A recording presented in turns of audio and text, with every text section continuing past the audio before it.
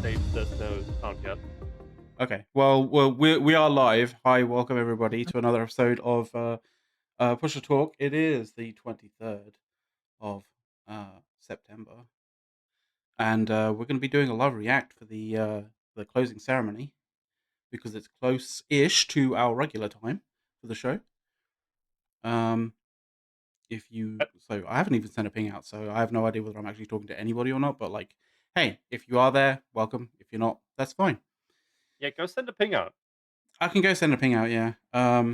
Once we have seen the opening ceremony, we are going to go into a full breakdown of everything we've seen over the weekend.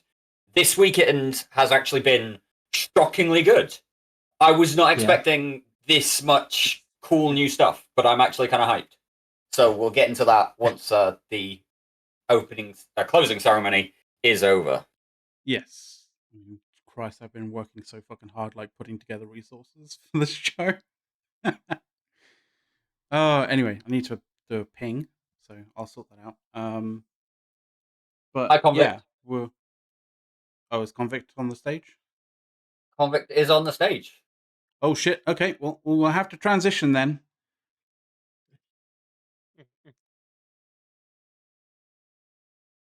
Let's do this.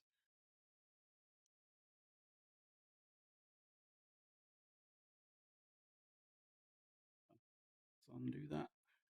Hopefully sound is coming through.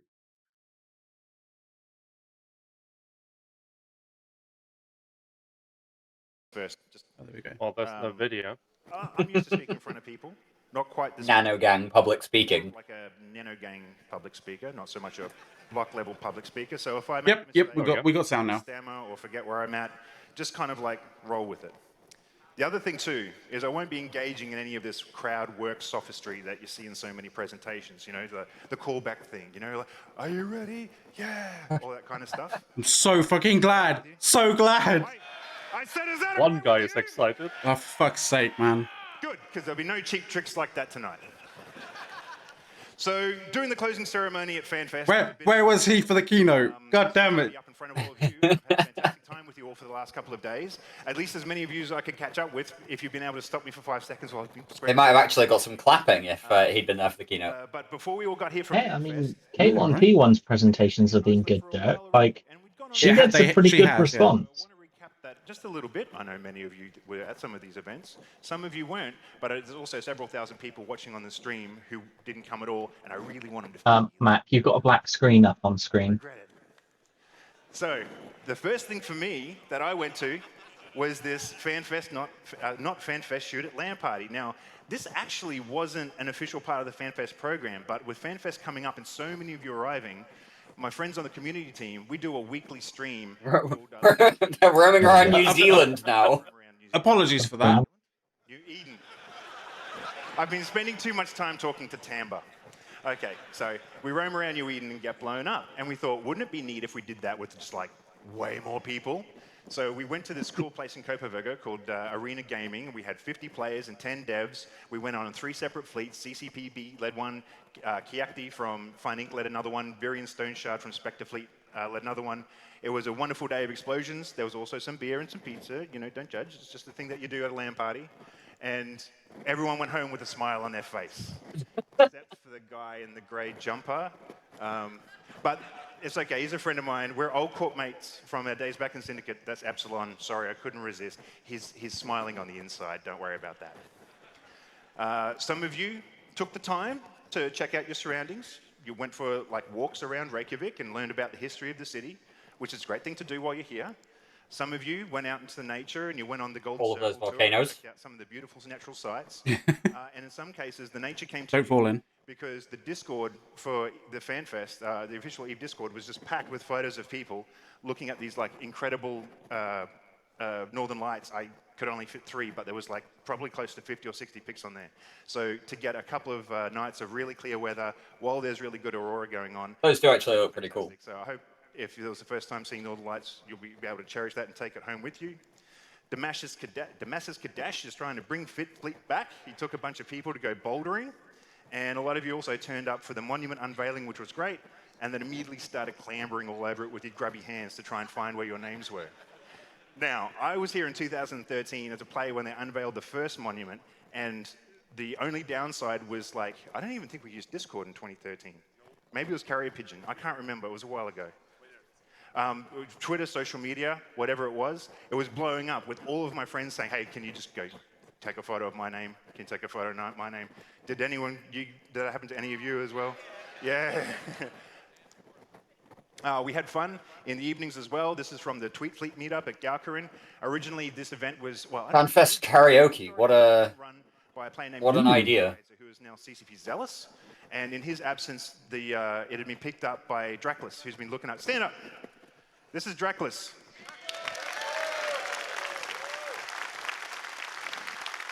He used to call himself the Paris Hilton of Eve because he was famous for doing nothing.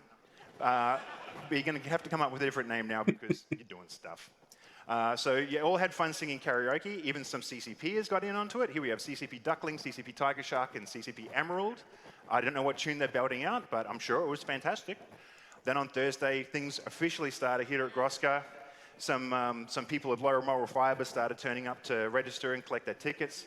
There were also some really cool presentations, and of course, the traditional charity dinner. Now, there was some really cool presentations, actually. See if anything stands out to you. Hey, Civilly. I'm did they stream some? Expression on the face. Sorry? Did they stream some of those presentations? Blue screen in this picture. On Thursday? Well, no, not on Thursday, but on Friday and some real shit. Like, yesterday and today they did, and some of those were really good. Do we call them pets because we pet them, or do we pet them because they're called pets? And he's just like, what the hell? Never thought of that before. Then, while you're here in the venue, I hope you went and checked out the history wall. We had so much space, and we still couldn't fit all the stories in that we wanted. So there was a lot of stuff missing. Of course, Boltec can't walk past the word Megathron without stopping for a selfie. And Katya Say was there too, and I took a little opportunity to get a snap next to their Guinness World Record story. The Eve board game was also being tried out. Did you get to try this out? Did you go look at it? Until FanFest, I'd only seen it on a screen like this big, like on a Teams call, and I'm like, yeah. Thanks for the follows, by the way, guys. And then I walked into the area where they're set up, and I saw. In actual fact, I need another follow because I need to change where the things occur on the screen. But it still looks super cool. So go to Kickstarter.com, look at put it online, find this, type in your email address, hit notify, because I've been talking to these guys. They're already thinking about what they could do with expansions, like one with pirate factions and one with wormholes, and all of that is incumbent on this being successful. And if you'd like to have one of these on your game shelves, then you should definitely try and pick one up. But the first step is just letting us know how much interest there is. So, yeah, I'm sure the Pope, you must be sitting on a gold mine. All right, Kickstarter's cancelled. It's going to be funded by the Pope.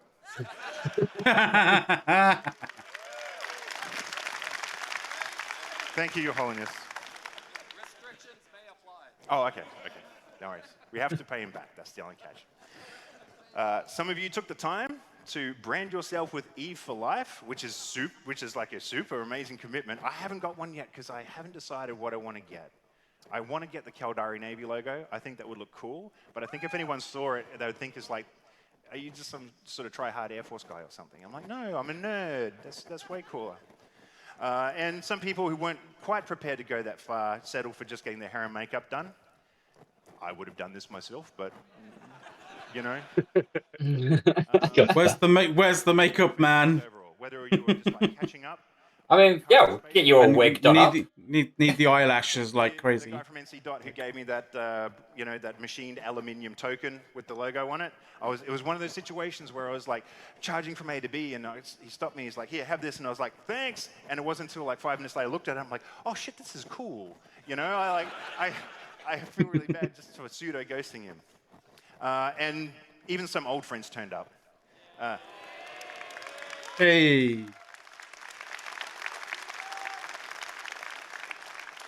Nice. Always good to see God hanging around, yeah. But speaking of friends, I want to invite on stage now one of my legitimately oldest space friends. We've been flying together for nearly over 10 years was when we first started going on fleets together.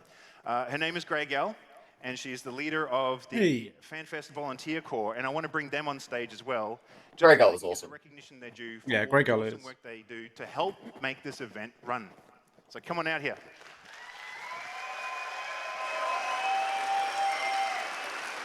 She does tons of work for Event, I believe. Always good to be with you. Um, I mean, she does a bunch of volunteer stuff for most player meets, getting people organized to kind of help out and One of my best volunteer teams ever. be, helpful to everybody. So yeah.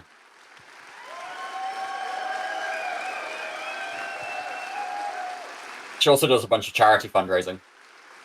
Getting shaped up. All righty. It's been a fantastic weekend, hasn't it? Full of history and mystery. And the volunteers have been doing this 10 years now. Did you know that? I did not know. Yeah. We started in eVegas 2013. Oh, far out. So that's when you sort of Well, started, that's when I kind of fell into this. started your army. Yeah, it just started happening. And now, what were we going to talk about first again? Well, did you want to say a little bit more about the volunteers first, or Well, should I we think talk so. about some of the side work that you've done at FanFest this So year? let's talk about what some of the volunteers did this weekend. Besides checking everybody in, we raised a lot of money. We had, folded a lot of shirts, yes. Stuffed a lot of bags. Stuffed a lot of bags. Yeah. But mostly, we welcomed you because without you, we wouldn't be here. And we want to say thank you to all of you and give you all of you a huge round of applause because without the players, there is no Eve. Without Eve, there's no CCP, there's no volunteers. So thank No you Eve to subreddit? all of you. No Eve subreddit. Actually, that might not be. That might not be a bad thing, Convict. Yeah. I can't wait to see the total number. 'Cause I don't know the total number yet. But y'all blew us away with your generosity in the raffles, in the capsular pilots licenses, which, by the way, if you haven't picked yours up, you better hit me up really fast after closing. And the Wheel of Fortune thingy, the data thing, and For anybody who's looking Shows for the a number on the pilot's screen. I think license, so. That's how much you raised. there's a website somewhere that I will dig out in the next 40 little grand. while. Nice. Damn. Basically you can $40,710.66. Donate and get a pilot's license sent to you. There's a website. I'll find it. So that'll be going to the Children's Hospital. Directly to Children's Thank Hospital. you so much. We blew away last year. That's way more than last Yeah, year. you're by- way cooler than all the people who showed up last year.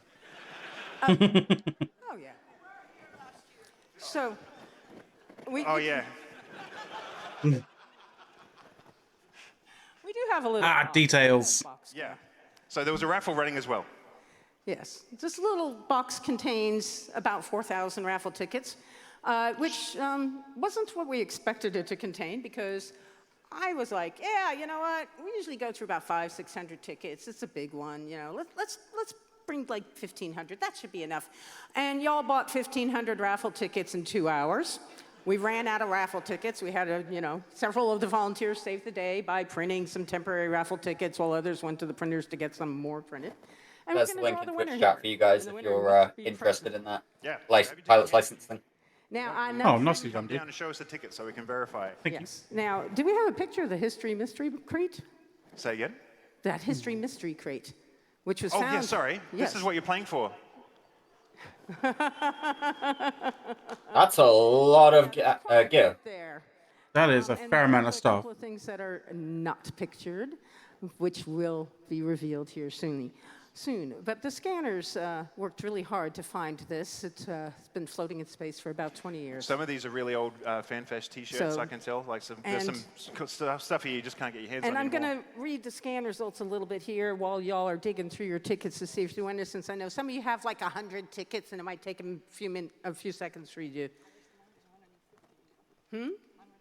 Oh, somebody bought 150 tickets. Shh. So, It's not HyperNet. Relax. yeah. Well, Well, I mean, it exactly it is. kind of is.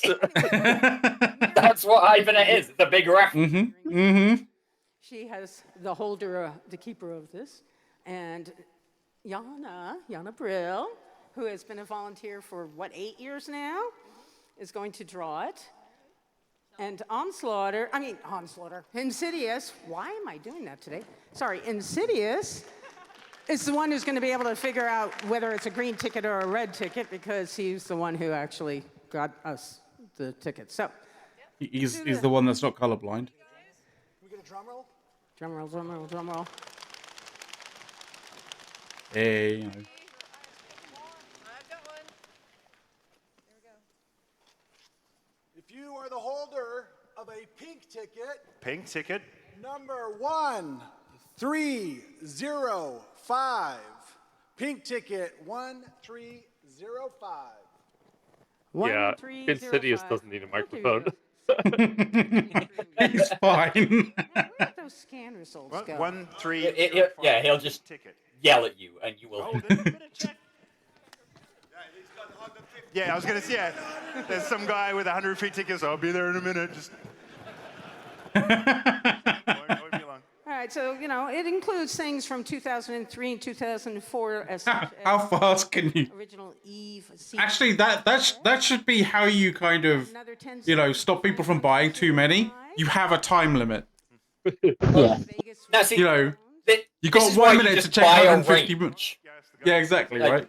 You buy all your tickets at once, and you get like signed 2,000 by developers at through Vegas 2014. 2,150, and Yeah, then but- you know Sorry, that was the But that's you've not got how it somewhere. Raffle, that's not Yeah. how raffle tickets work, right? Wait, First before Um, we redraw, Gigi. Sorry. people are sifting Tell them through we to have get wait the for number they about want, to go right? now. So you have Oh. some missing in You between. are? Oh, I You beg your got it? pardon. I mean, what you just do is you buy the whole book.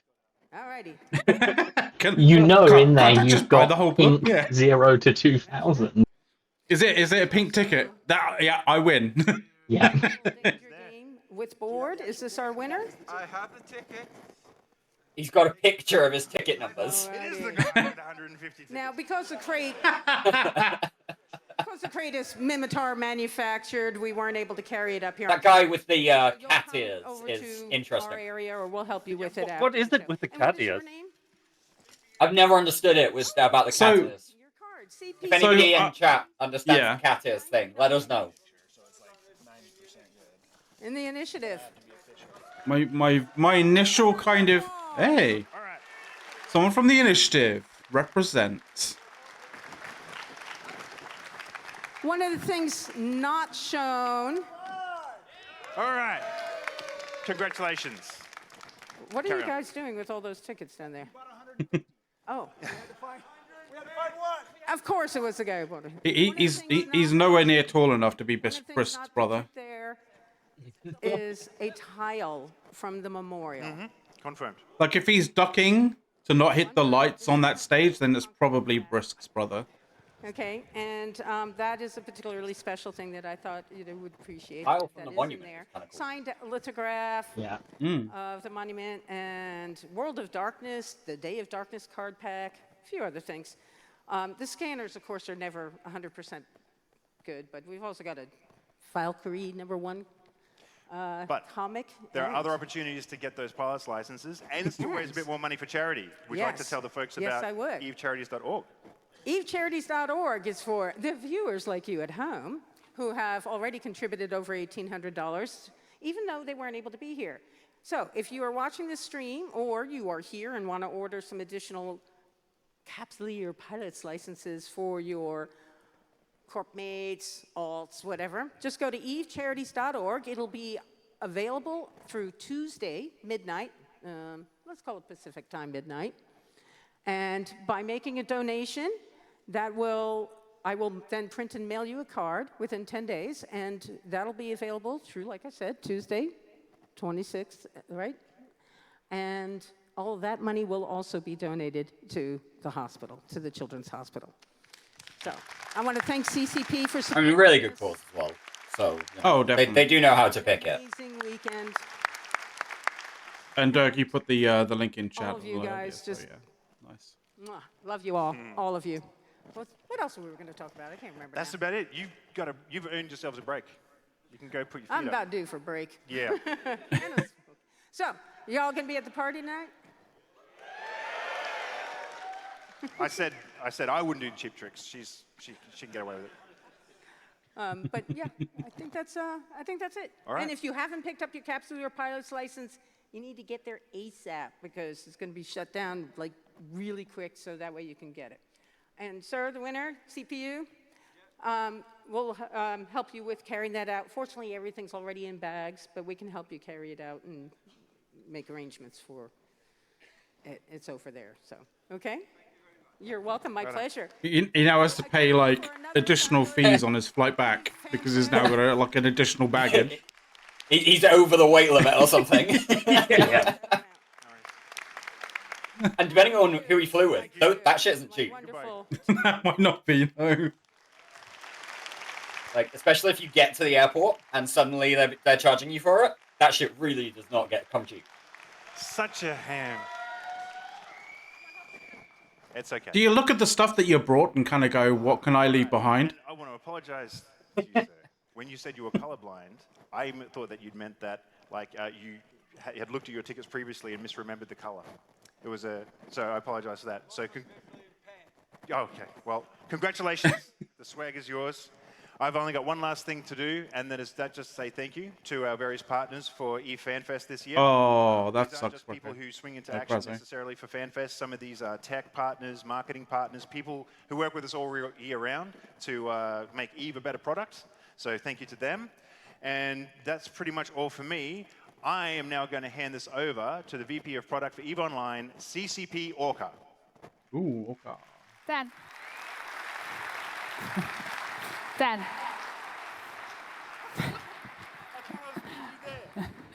Hello, everyone. What an amazing FanFest. Have you guys been having fun? Yeah. The future is even bigger and brighter, and I want to go over some of the highlights that we have been talking about during FanFest. Starting with the new system opening up. And although capsulers are already exploring, don't worry, you're not going to miss a thing. It's all going to start late next week when things will really start heating up in the Sarsak system. Although some of you couldn't wait.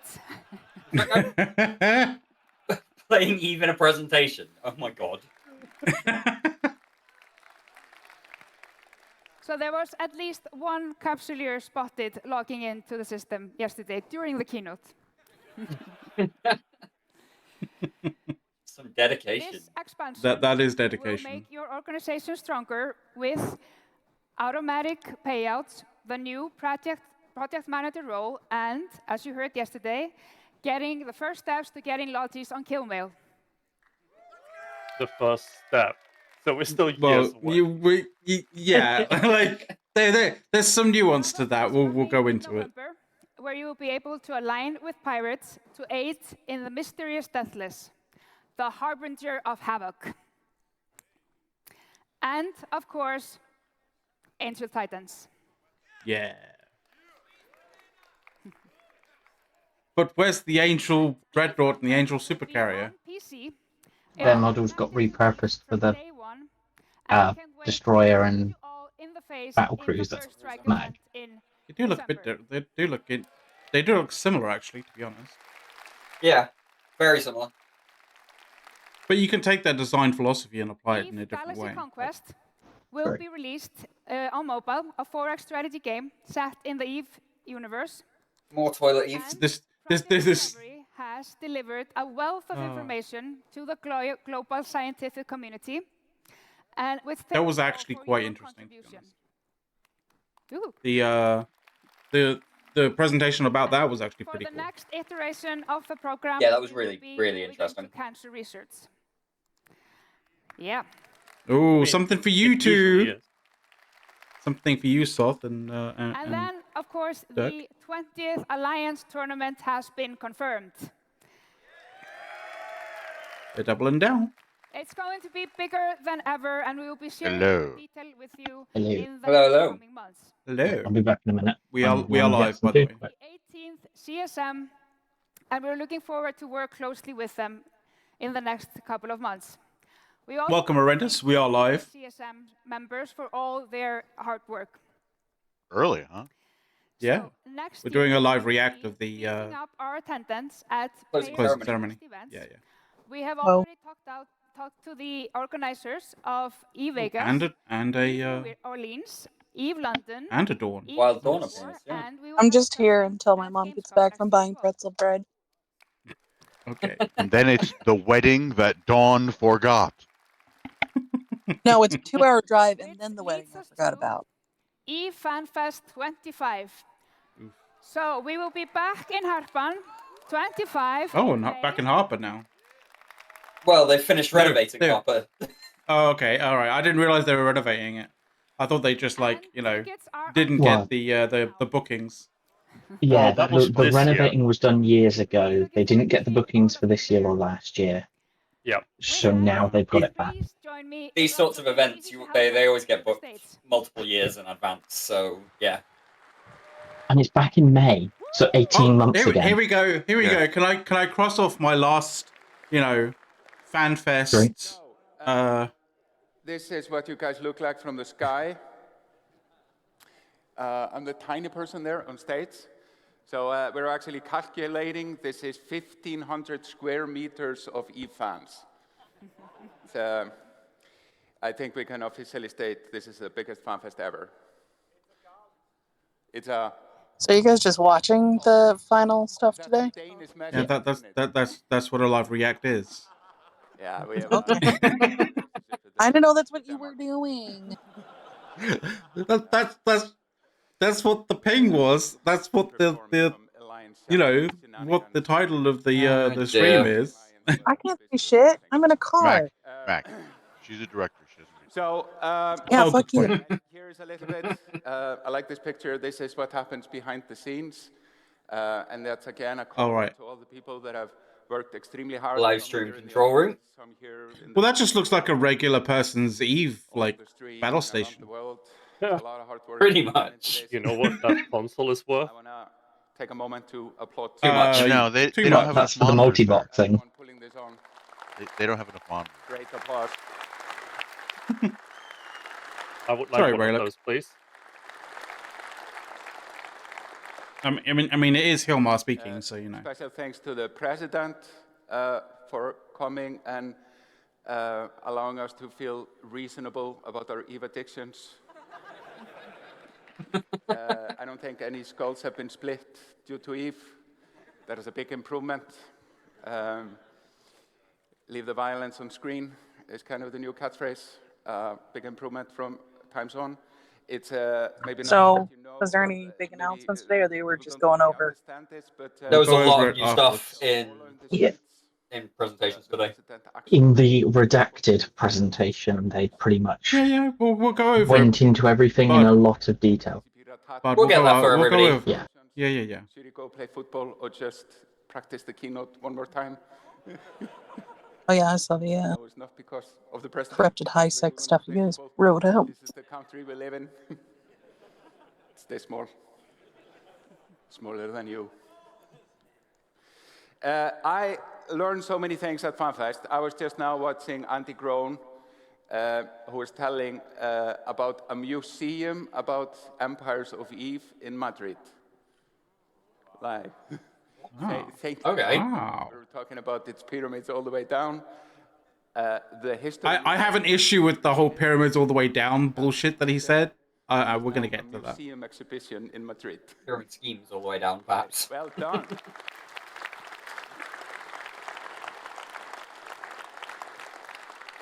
And so many great conversations and anecdotes have come out of this.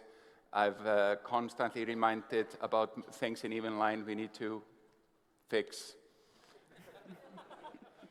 The lodges are slowly getting on those emails. You're seeing there's a path to it, getting more and more relevant. I think we'll have to dedicate an expansion to that eventually.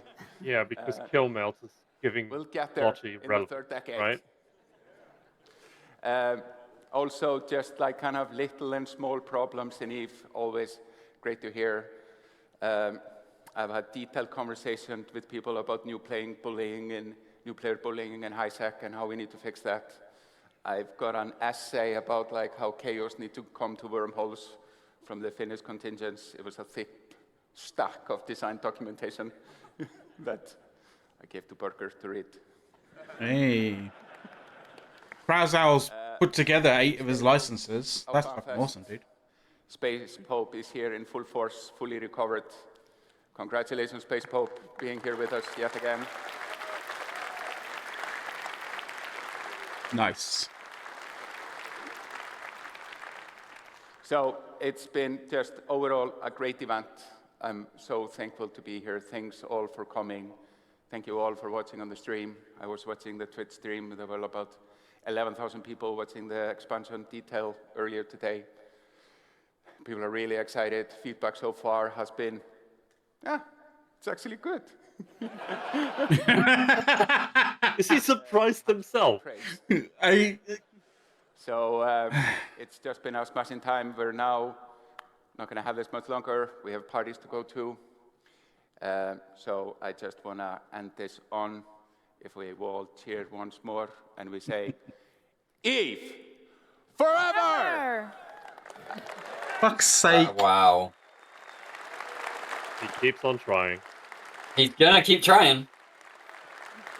Like, is it a CEO thing? Because, like, when CEOs get on stage, they do this dumb shit. Oh, for Very fuck's sake. Hype thing. Forever. But that's how you finish the goddamn thing. And you 1. walk off. Eve, forever! Ah. Well, we got something of a response that time. Someone in Twitch chat said And see you at the party. the cringe so bad. It's called social pressure. Anyway, yeah, that was the closing ceremony, guys. You know, I have to give Philmar credit for courage. Oh? Yep. Because like he just gave the entire room the opportunity and meter to shout back at him, Eve, fuck Hilmar. And he risked it. So, I mean, we don't know how many people actually did. but we'll find out, because I'm sure if they did, we'll hear about it.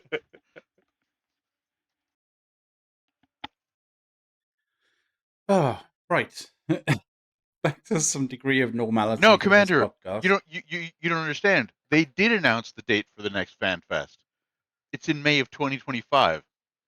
Yes. So there's no FanFest next There year. is no FanFest 2024. Which means there's no So no pressure CSM 19 on the AT being or no CSM 20 at a horrible time.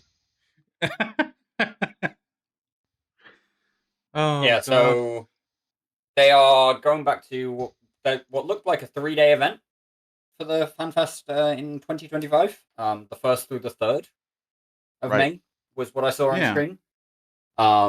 That's a Thursday through a Saturday. Mm-hmm. So chances are the keynote next time will once again be right in the middle of the American workday. But Yeah. yeah.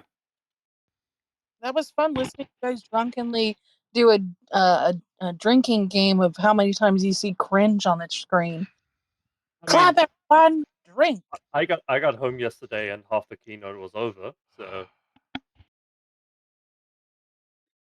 I do recall that Wibbler was particularly drunk.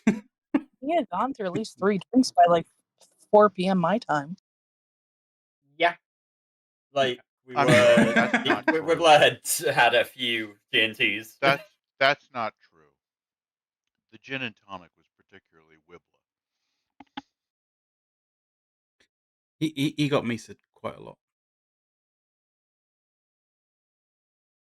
I love how people are begging for the stream to keep on going because they want their skins. drops. Yeah. It was I mean, if CCP can give it like another 7 or 8 minutes, I'll get my Varga skin. So, you know. Oh, right. Hang on. Well, how far am I to my Varga skin? Probably not that far. Well, the music is gone, so you might be out of luck. I'm at 96%. So we'll see. Wah wah. No Varga skin for you. God, man, there's somebody up on screen talking. So there we go. We might get that. Oh, I did get my Varga my Varganet Galnet skin 2 hours ago. In actual fact, I haven't got my. I'm working on my secondary skin. Let's put it that way. But that carries on until like October 2nd. So that's for partners as well, which is this channel. So you can get the drops from us as well. Yay! Yes, so watch us even if you don't want to pay attention. You can't mute us though on the Twitch, or else the drops don't work. You have to have the stream unmuted. I mean, you say that, but like I can mute a tab. That doesn't mean that you have to have the volume up above 1%. So Yeah, that that's means also we are not getting drops ourselves. If you have Twitch stream muted while we're streaming. Yes, yes. I usually have to stream. I am unmuted, Don. You know. Yeah, but I mean, it is until October 2nd, guys. Like, you know, you do have time. You can just No. You can't on your. Like, Must have it today. Has to happen today, or it never happens. Notice, like, we do have drops, right? So Yes. We Dark, are you could partner just streams, so get your yes. drop from us instead of CCP. Well, yes, but this way I get 2. What do you mean you get 2? So there was one specifically for CCP's like stream for FanFest, and then there's another set which are identical, but you get the same drop. You get the same drop, but like repeated, so it's a duplicate for partner streams. Right. Separate campaigns. Typical CCP's campaign CCP runs stuff. out today. Partners runs out next Monday. My mom must be like fighting some old lady for this pretzel bread, because dear lord, it's been like 10 minutes. Araya, they did use 2 different campaigns. They are the same rewards for each campaign, though. Yeah.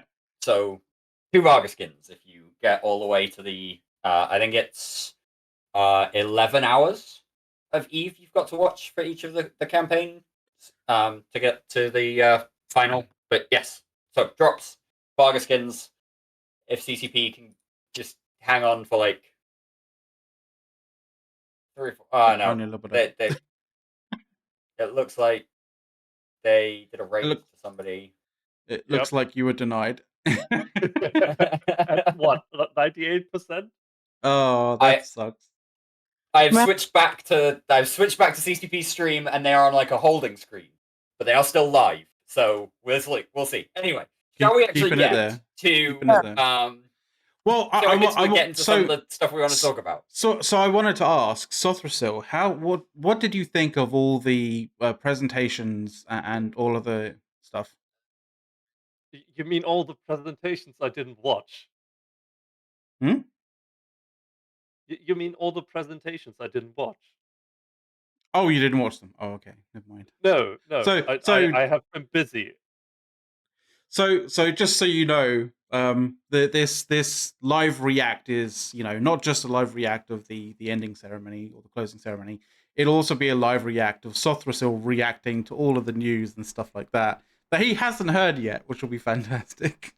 Yeah, like there's only a few things I actually saw. For example, people. Did you know that there's Escape from Tarkov in space? Sothrasil? Yes, exactly that. And they're going to use it to rile me up the entire show. It's as Jintan has said. It's Escape from Tash Murkon. Thank you very much. I'm fine with that one. That one's at least funny. Yeah. And depending on where the new kind of player incursions land, it might actually end up being Escape from Tash Murkon at some point. That would be kind of funny. If you could develop campaigns specifically for that and name those campaigns, it should be someone should definitely name it that. So yeah, so in the keynote we heard a number of new stuff. The new expansion is going to be called Havoc, in case you hadn't heard. And that's coming out in November. Coming out November 14th is the official announcement for the release of the Havoc expansion. This is going to have new ships. It's going to have a whole new system of fighting in space, in low sec, and even into high sec a little bit. And we'll get to that in a little bit. So I'm kind of wondering about like the how we want to sort of delve into this, because like we've got time, right? I mean, we've got time, but we've also got a lot to get through. We've got a lot to get through. We've got time. We have enough time. We can go all the way up to meta show, technically, I guess. Although I think, you know, Brisk might not like that, because us not having us keeping online when he needs to change stuff around would be kind of awkward for him. So like, I wouldn't want to do that. But I would like to make a prediction, and I would like to wonder if how many attaboys Brisk is going to give CCP on the meta show, because I'm fairly certain it's going to be a fair amount. I think it'll be a fair amount, yeah. It'll be greater than 3. And he's in chat as well, so that's great. Yeah, I just saw that. You best have an attaboy count, Brisk. I'm hoping that you're going to have an attaboy count, because that'll be fantastic if you do. Please, just even if it's just like a text field like slapped onto the top, like, yeah, that'd be fair. That would be worth it. Because I feel like you're going to say it a few times. Anyway, how do we want to tackle this? The ugly truth is that Bethesda copied from Soft. Oh, wait, what? What? Oh, look in the chat. Is SoftSL anything to do with SoftSL? I faintly recall you saying something to do with that. That name may have something to do with SoftSL, yes. Because here's an origin story. I wanted to go with SoftSL, and I did, and then I forgot the password for that account. And I thought when I came back to Eve, I was like, yeah, you know, I'll probably play this for another week and then fuck off again. So why should I care? So I added an R. And he's been stuck that way ever since. God damn it, Soft. Which is a better story? That you fucked up and were an idiot, or they stole from you? Come on! I set you up for something decent. Instead of this, I was a dumbass. At least this week he's not lying about Intosys Vargas. Well, I mean, we've already established he's a liar, so he might as well go for the gold. Oh, so true. So, I mean, I think Brisk has a fair point in terms of things to start on in Twitch chat, though. If we're going to start somewhere, let's start at the beginning. Start at the beginning, proceed to the middle. Proceed to the middle and go to the end. Yes, exactly. Yeah. In the beginning. In the beginning, there was... Brisk was freed from the CSM. Yeah, he is a free CSM, yes. Yeah. He has been presented with his sock and told, get out.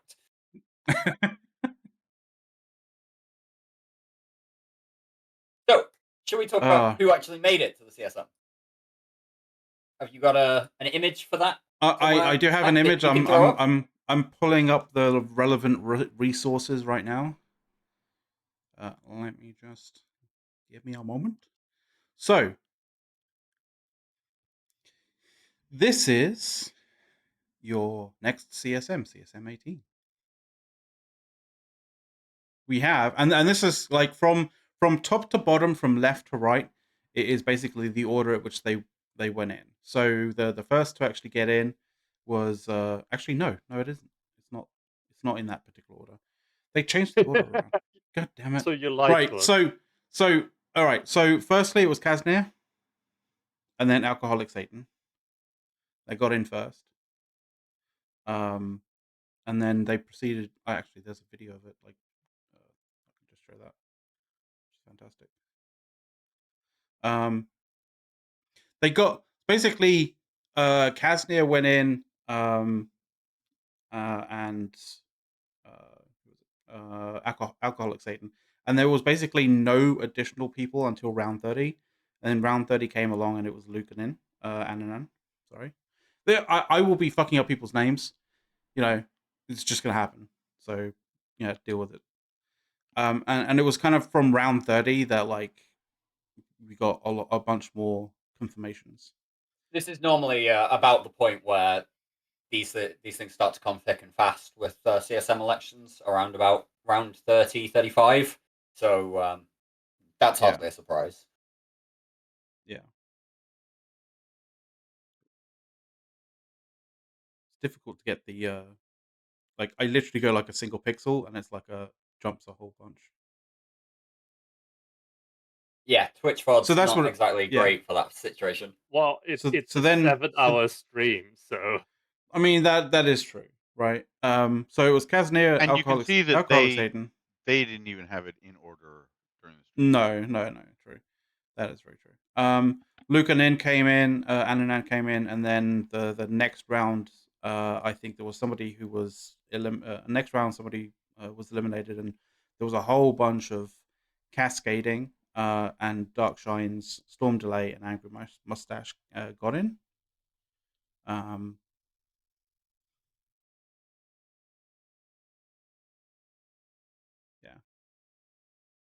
Yeah.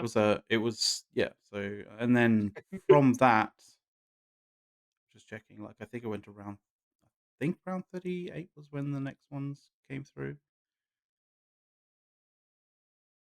I think it was Mark Resurrectus who came in next. Mark squeezed in quite towards the end. It's probably Mike. Okay, Mike and the Oz maybe. And look at Duzak like trailing everyone quite closely and not making it in the end. Like and Torvald as well. Like I kind of sucks that Torvald didn't get in. Like considering that, I mean, I know that faction warfare was kind of last year's thing, but like faction warfare with pirates is basically what this year is. So yeah, so Mark Azariah and the Oz came in round 38. Advancing it a little bit further. Yeah, and there's Mark Resurrectus there. That was Mark Resurrectus after that. And then it rounded out with who was next? Amelia.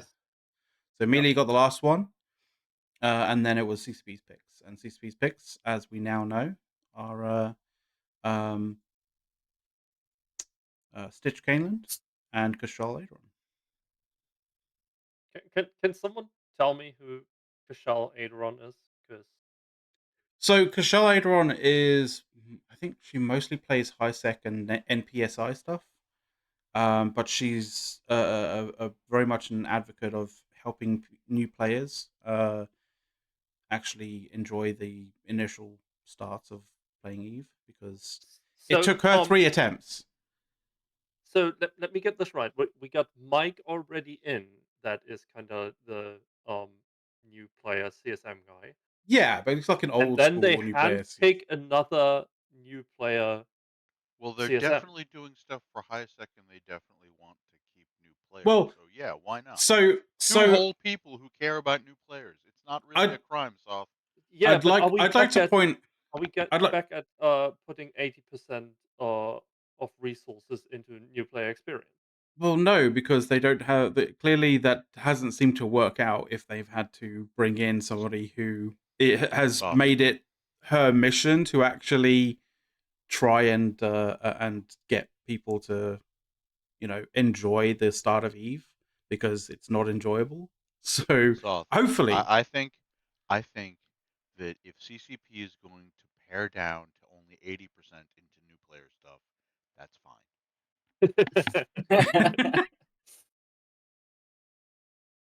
All right, and then the other choice. I just hope that. So just quickly, I just hope that Kashal like helps CCP in actually getting new player, retention, like to be a lot better.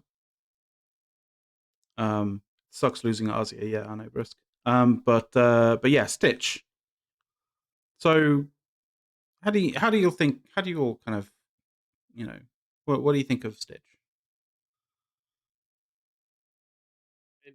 I've personally not interacted with Stitch a lot. I also don't have a problem with him. Mm. Stitch is I mean, pretty good choice. Stitch was on the Meta Show. Like there was an interview on the Meta Show with Stitch. And he seemed fairly agreeable guy. Like he definitely sticks up to sort of the things that sorry, he. it's my mic's gone weird on me. It's unfortunately I can't really find a decent position for it all the time because as soon as I do, the cat is going to fuck with my headset. I mean, I try and boost him up as much as I can on Discord. But like sometimes he get quite emotive and you get really loud. One day we're gonna send him an actual good microphone. Yeah, and this cat is gonna maul it probably.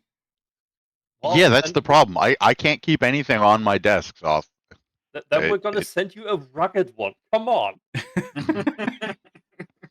So yeah, A rugged Stitch studio mic. very very focused on kind of balance and PvP ship Look, balance. So Araya, I got that's yelled at interesting. by my doctor this week because of the freaking cat. Okay, the cat claws up my shoulder enough. The doctor thought it was a rash. Damn.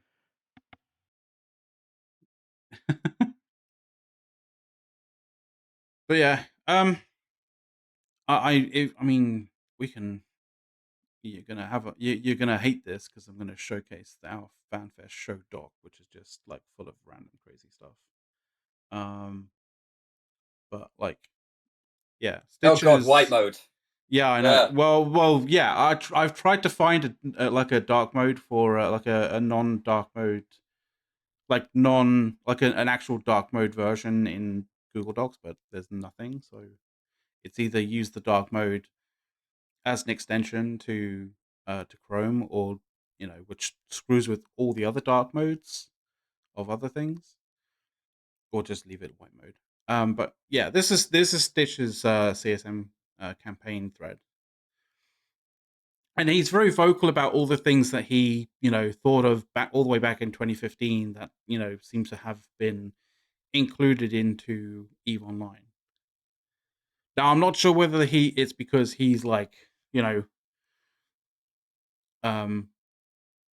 whether he's just been very good at pointing to things that are broken and ways to unbreak it, kind of thing, to fix it, or whether it's just a case of like if you shotgun changes and fixes to the game, then something's going to land at some point.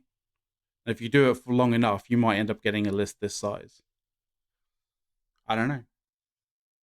I don't think there's any easy way to answer that question, to be honest. Yeah. What we can answer though is Dark Dwayne's question. Yeah, Millen didn't make it. He's just people just don't understand him yet. Like, it's going to take time. I'm sure he'll be back next year for another campaign. Yeah. But yeah, so two things in terms of ship balance that Stitch is focusing on, or will be looking to poke CCP on, I think, this year, is the tier-aside situation for weapons, which is still only half done, as I understand it, and potential CCP changes to armor rigs. So CCP in a nutshell, only halfway done.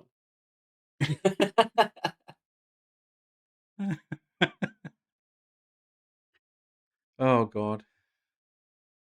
But yeah, it should be interesting because like he labels himself as ecosystem balance, right? So and there is an aspect of what's been announced over the FanFest that I think the thing is, I think a lot of people who played like predominantly nullsec are basically going, well, where was the changes for us? Where was the content for us?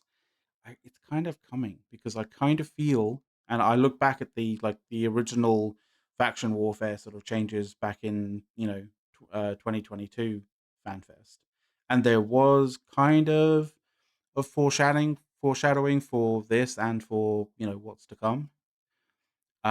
I kind of think that CCP's using faction warfare and also the the pirate faction sort of stuff as a prelude Well, to we'll sort of get there, figuring out. but Yeah, as a prelude to be they have basically figuring out.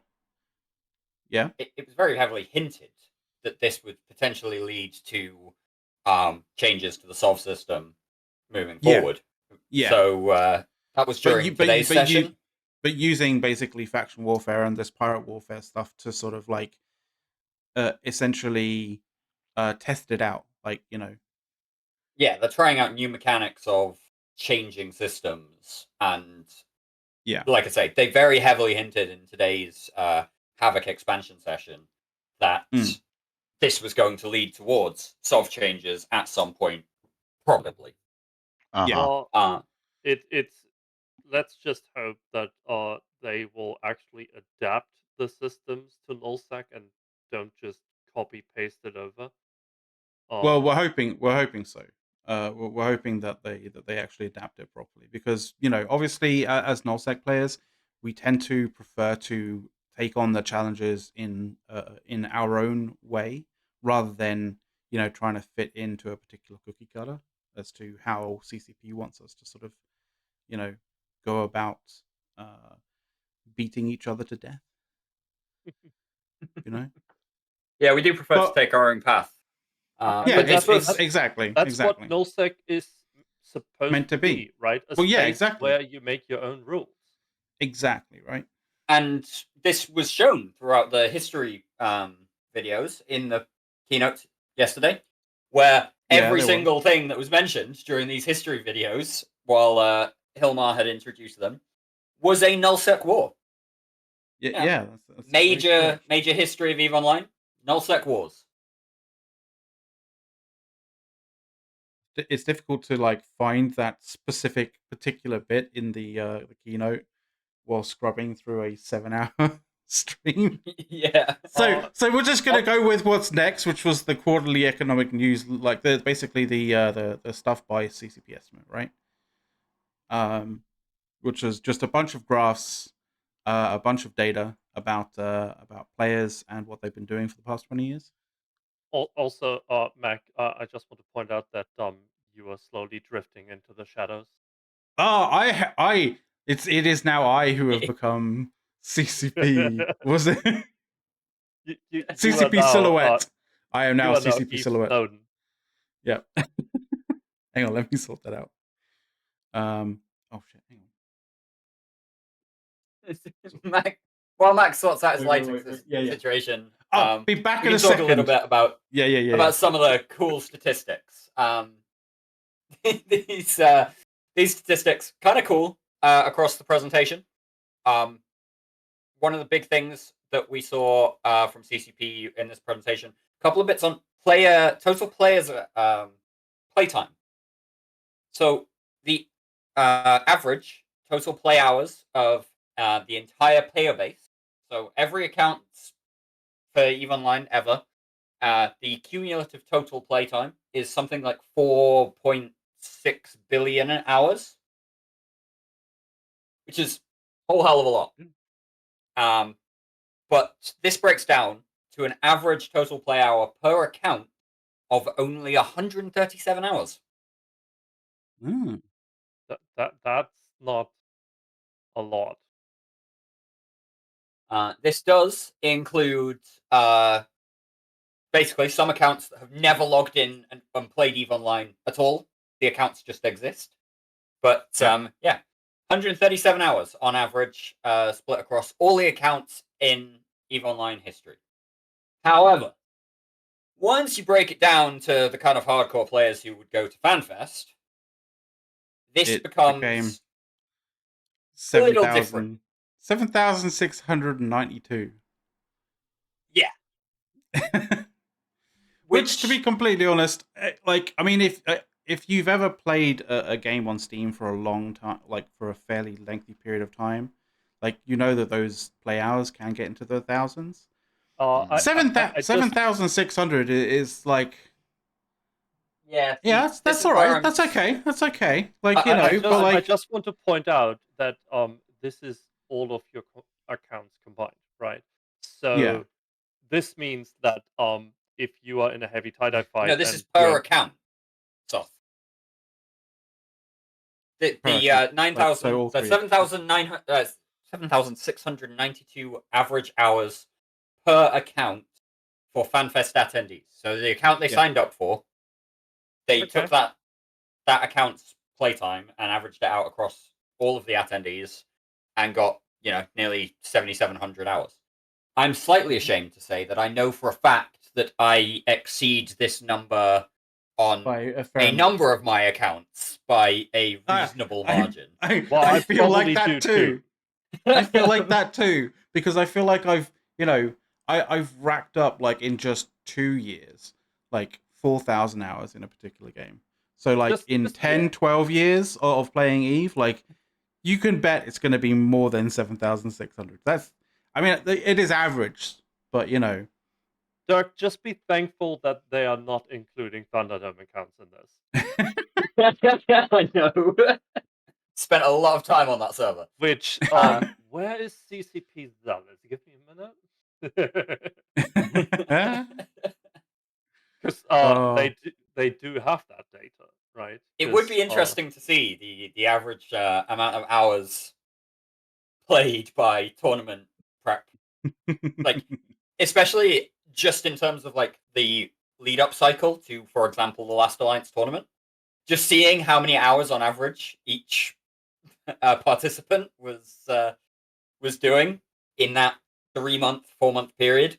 That'd be really interesting to see as a data point. Like, I can. So that's an impressive looking number, but if you've been playing the game, for example, for like 14 years, that's not exactly that impressive. Less than 11 hours a week, which means Yeah. it's like maybe 3 or 4 tie-dye fights a month.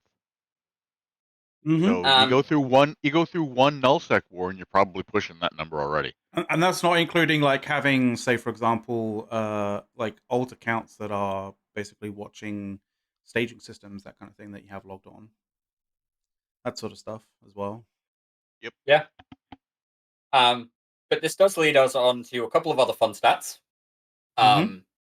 Which we have the funny office rental stat in our little Google Doc. Oh, I love that. I love show that. That's planning fantastic. thing. I'm not sure what that means, but So let's take a look. so there's 69 currently active office rentals that are 20 years old or more than 20 years old, and 45% of those active office rentals belong to Playboy Enterprises of the Dark Taboo Alliance. I mean, you couldn't write that. Nice. Well, he literally, like, 69 offices and Playboy Enterprises of the Dark Taboo. Exactly. That's dedication right there. That is dedication, and I believe CCPS did literally say exactly what you said, Dirk, as in he couldn't even write this shit.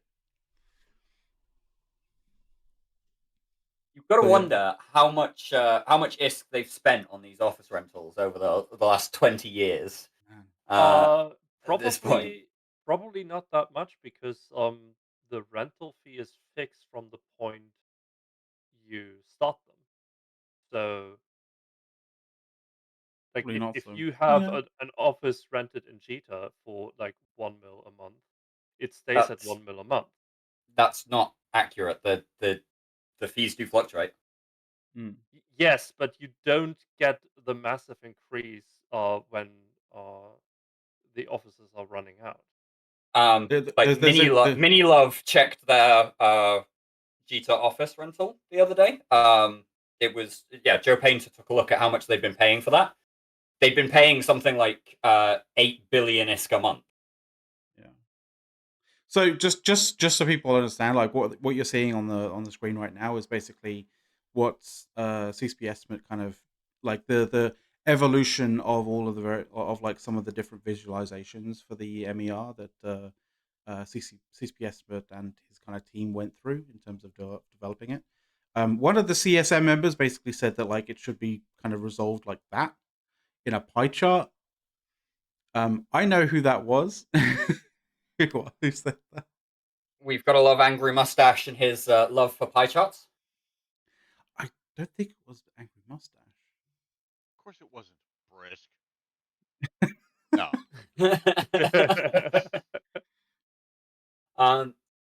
And yeah, the final stats that I would want to focus on are these player wealth graphs that we saw. Yes. Yeah. Where when I was doing the maths on my particular bits of wealth, and suddenly discovered yesterday that I have 250 billion ISK in a skin can in Jita. That was a sudden moment of holy shit, what have I actually somehow stumbled? But we'll get there. So we'll go with like Omega players, right? Assets and ISK. Yeah, if we want to start off with you've currently got up the total amount. If you want to go back a couple slides to the just account based stuff to start with. Oh, okay. So accounts, right? We'll kind of do it in the. I'm just waiting for the stream to catch up. Yeah. So this is per account stuff across all characters on the account, and this is the amount of value you have to have on an account to be treated as part of the 5% and the 1%. I think is shown on this. I apologize for the sort of lack of clarity. It was we grabbed the images, not it. Basically, let's not misframe that, Dirk. It's not that you get treated that way; it's that you get counted that way. Because you still get treated like scum. This is true. I just want to point out something here that CCP apparently missed or didn't think about mentioning. This is only assets and is for players. So if you have your ISK or your assets in a corporation, in a personal corporation, it doesn't show up here. Yeah, we were going to get excluded. We were going to get to the sort of like the exclusions and the things that CCP may have missed and stuff like that. Like, just want to say thank you very much to Zombie Erebus for the Prime. Thank you very much, dude. But like what you're seeing here, the first kind of 4.9 billion is basically the 50%. So if you're past 4.9 billion in total assets and ISK balance on all your accounts and Plex and all that kind of stuff. Then you're in the in the top 50%. In the top 50. 25.8. 25.8 is the mean. So, you know, you're in the top 5% if you have 103 billion or more. And you're in the top 1% if you have 315 billion or more. See, I don't believe that I'm in the top 1%. Like, you can't tell me a player like me who just throws money out for silly Macarials to bring on cruiser fleets is in the top 1%. Okay. Well, I'm just going to point out, Soth, the fact that you can just be able to go throw money at silly Macarials for a cruiser fleet. You can't tell me that someone who runs around buying Twitter is in the top 1%. No, but I'm throwing out that money. I don't have it anymore. No, but clearly you do because you keep buying Macarials. No, I keep losing them. He keeps buying them and he keeps losing them because he has an obsession.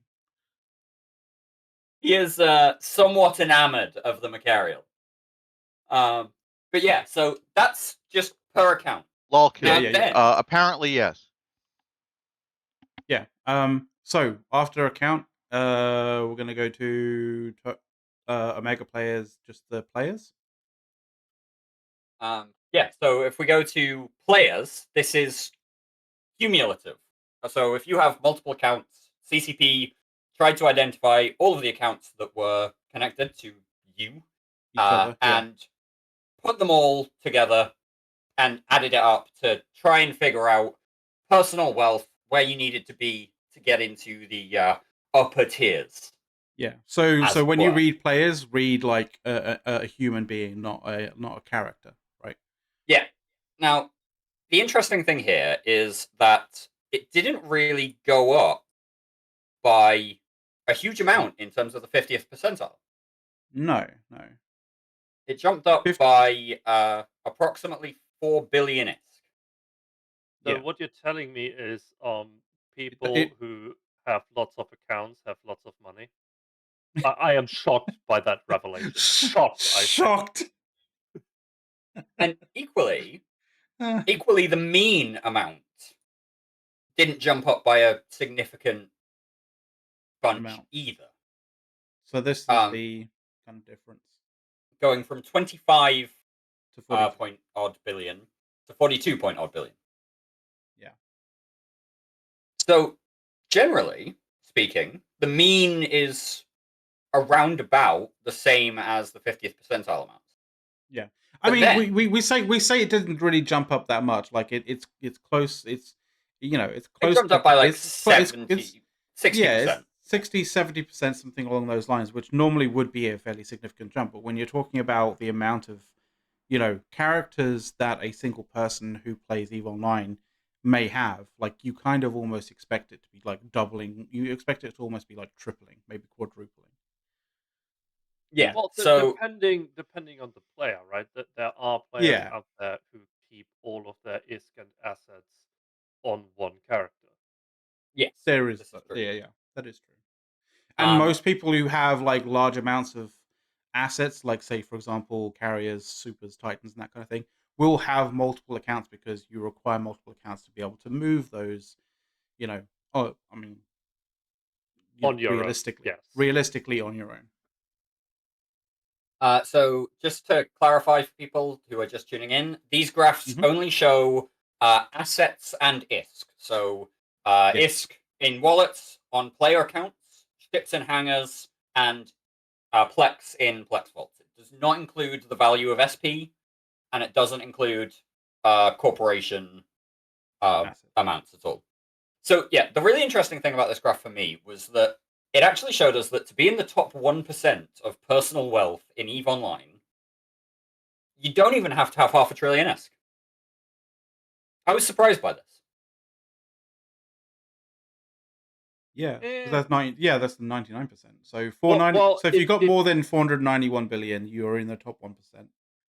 Look, if you are there are caveats. A lot of money, it is so much easier to do it through a corporation wallet. Yes. So absolutely. That is hiding a lot of Brit, money, right? Brit, and it's hiding the top end of the money because someone who has a total of 9 billion in assets and ISK doesn't need that, right? It's the people who have like hundreds of billions of 50,000 Plex lying around that need stuff like that. Yeah. But just that bit of 1%, half a trillion ISK, that did surprise me in those numbers. I would like to point out that Brisk's comment about he wish he was richer is quite funny considering what we were talking about last night. I mean, Brisk there going, he's only got 1.3 trillion ISK in total. Like, this isn't even a 0.1%er. And when we were talking about like, because a lot of us were talking about like, how we either didn't realize that we were in the top 1% or not in the top 1% or whatever, like, and when we were talking about like, well, who's the really rich people, and we were going through like who we considered to be the really rich people. I'm fairly certain that Brisk did come up as Brisk being made the like, list. Yeah, Brisk made the list. See, but he considers himself poor. We found the problem. Brisk is flying polarized bombers on SNS. He clearly needs to fly more Macarials. Exactly, polarized Macarials, isn't that? Oh God. All right, look, I'm just going to point something out to you guys, okay? You're going, oh, it's so ironic. We all think Brisk is rich, but he considers himself poor. The rich always say, I'm poor, I need more money. Always. You're not wrong. You're not wrong there. But yeah. This is very true. But so just shy of 500 billion, it puts you in the 1%. The 0.1%, you have to be just just short. Just if you have 2 trillion, you're definitely in the 0.1%. And then the seriously high rollers are the 0.01%, where you have to have 6.5 trillion or more. In And that's insane. personal account wealth. Yeah. None of this corporation stuff. That's personal account wealth. So that's the people like Entity with their collections of no, it is not AT people like ships. it is not people like Entity. What this actually tells us is that the truly super rich in Eve are keeping everything in their corp wallets, and so you're not seeing any of this shit. They know how to hide their money, like rich people do. Who is it? Exactly. Who is it that keeps more than 6 trillion ISK in assets and ISK and on not their having personal accounts? Yeah, Like, not who using does it that? to not using it to sort of generate more. Like, So yeah, I do think it would be interesting for CCP Estimate to go away and do these numbers for corporations if you could figure out a way to get the data clean enough. The easiest way to do it is just corporations with fewer than 10 actual players. Then stuff like Repsy would fall into that. You could just check for corporations that only have a single player in them, not a single character, a single player. Right, because that's the baseline to do it, but I mean, you're I gonna know. miss some stuff still. I mean, but yeah, I mean, it's not like CCP don't have the ability to. Clearly, they have the ability to say, okay, all of these people, all these accounts are the same player, because that's what this graph that we've been looking at does. Yeah. And even if they don't have the data, which obviously they do because it's their data, EveWho can tell you who's in what corporation. So, I mean, they shouldn't even need to use EVU. They should have the data themselves. They have that data, but like, and Dirk can remember, like, we were hearing, CCP can't do that. Of course they can do that. And even if they couldn't do that, the tools are out there. It's one thing if they can do it, and it's another if they want to show us that. Yeah, that's the issue. Right? That's the issue. It's not can they do it? It's will they admit to it? Yeah, because we will metagame the snot out of it. Of course we will. We suck. So I think the other graph, the final graph was, so this was excluding all accounts or accounts of characters that have things like 1,000 ISK or 5,000 ISK or accounts that are literally have sub-zero balances and stuff like that. So this is basically the previous graph, also, but adjusted. I'm noticing this is only on mega accounts. So I'm actually not even in this. Yeah, my main account has been alpha for a little while. Like my main. This is a really fucking weird way of saying it. My main alt account is the one that's subbed in Omega because he's the one who has. Well, if you have an Omega account, you'll be included in the player. In the player. Oh, okay. Okay. Even if those accounts are alphas. Well, cumulatively, it's all of the accounts of a player. So if you have an Omega account, I assume that they've added all of your accounts. No, I would not make that assumption. Yeah, but I would not make that assumption, Dirk. I don't have a single Omega account right now, so I am officially not included in any of this. I would seriously not assume that this is all players who have Omega accounts as opposed to all Omega accounts. Do I say what CCP has given you on stream or not?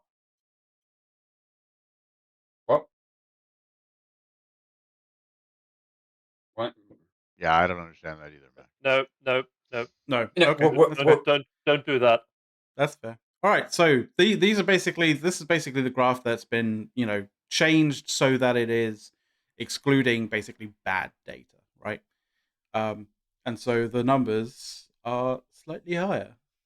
Yeah, just a note, the 5,000 ISK, the 1,000 ISK characters that are referenced in the top of that. Those are characters that have basically just signed up and logged in and created a character, or done some of the NPC stuff that gives you like an amount of ISK, you know, or ones that have been doing dodgy shit and CCP has negged their wallet.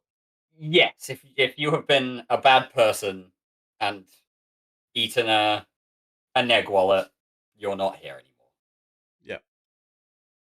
And so that's changed. That's changed from the 50% being beyond 500 million now. The mean being beyond 7 billion. The 5%, the top 5% being beyond 30.2 billion. And the top 1% now has to be beyond 123 billion. So evidently, this is dragging down those numbers pretty significantly. So what you're telling me is I need to log in and flex my account to drive the numbers up? Yes. Sure. I don't know. See, why I'm not? I'm thinking this is more likely to be the bad data. Yeah, I don't get how the 1% Like suddenly if you're got lower. filtering out the people who don't have a lot of money, you're skewing your results. It's like saying, yeah, listen, we're gonna figure out who's in the top 1%, but we're not including anybody on welfare. Well,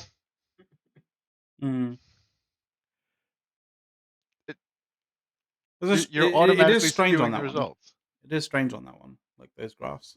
I think this would be a lot more interesting if they had included alpha characters that are active. Yeah. Yeah. You can't tell me they can't do that. Yeah, that would be like they just include accounts logged in the last 30 days or whatever, and call it good because they have that data. They use it for the ISK supply graphs. Right. But so there was a fantastic thing that I need to ask, right? And it is basically an idea of consistency, right? And it's to do with European versus US. They can't even decide between themselves. Because should things like this be a comma or a period?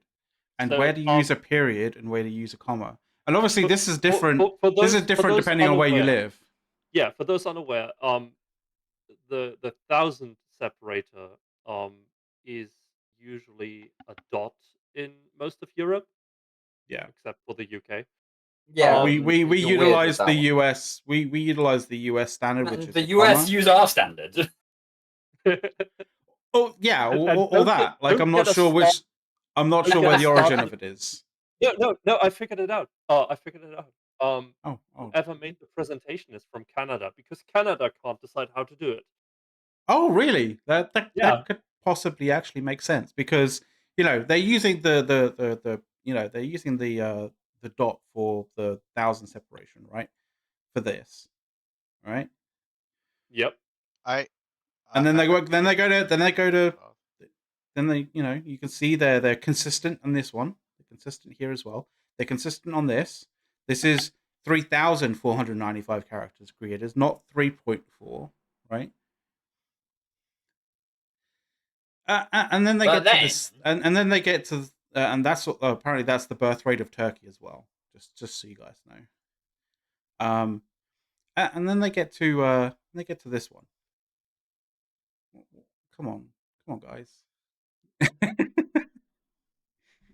I know we're being pedantic. I know we're really being pedantic, but like that we're pedantic on this show. Get over it. Like if you're gonna use a period, if you're gonna use a period for the 1000 kind of separation, then keep with the rule, the European sort of standardization, and use comma. Use a comma here. Yeah, which is actually how it is done in Iceland. Yeah, but they put a dot. So it's like clearly the solution here is yes. Clearly the solution here is just to switch to scientific notation. Oh yeah, I'm sure representing 2.36 as a multiplier times 10 back to the power of is going to go really well for us. What? That'd just be 2. That'd just be 2 times 10, 6 times 10 to the power of 0 plus 0. 1. Yeah, it would be. Although you would have like non-scientific people kind of scratching their heads, going like, "What the fuck does that mean?" Well, they need to get with the program. Exactly. All right, Come so on. I mean, we spent a lot of time on this data presentation. But I was looking at the clock, kind of going, "We've only done like we're not even past the opening ceremony." Like, I mean, I guess the estimate statistic presentation was part of the opening ceremony to some degree, but like it was immediately. Look, you're the one who it, made the mistake of saying things like, "We might get a little pedantic here," and then totally underestimated the amount of time that would go into that. People watch this show to watch us be pedantic. Like, let's not kid ourselves here. Like, that's what they come to watch. Yeah. No, you appear to you don't come on this show to watch people being pedantic. You come on here to be pedantic.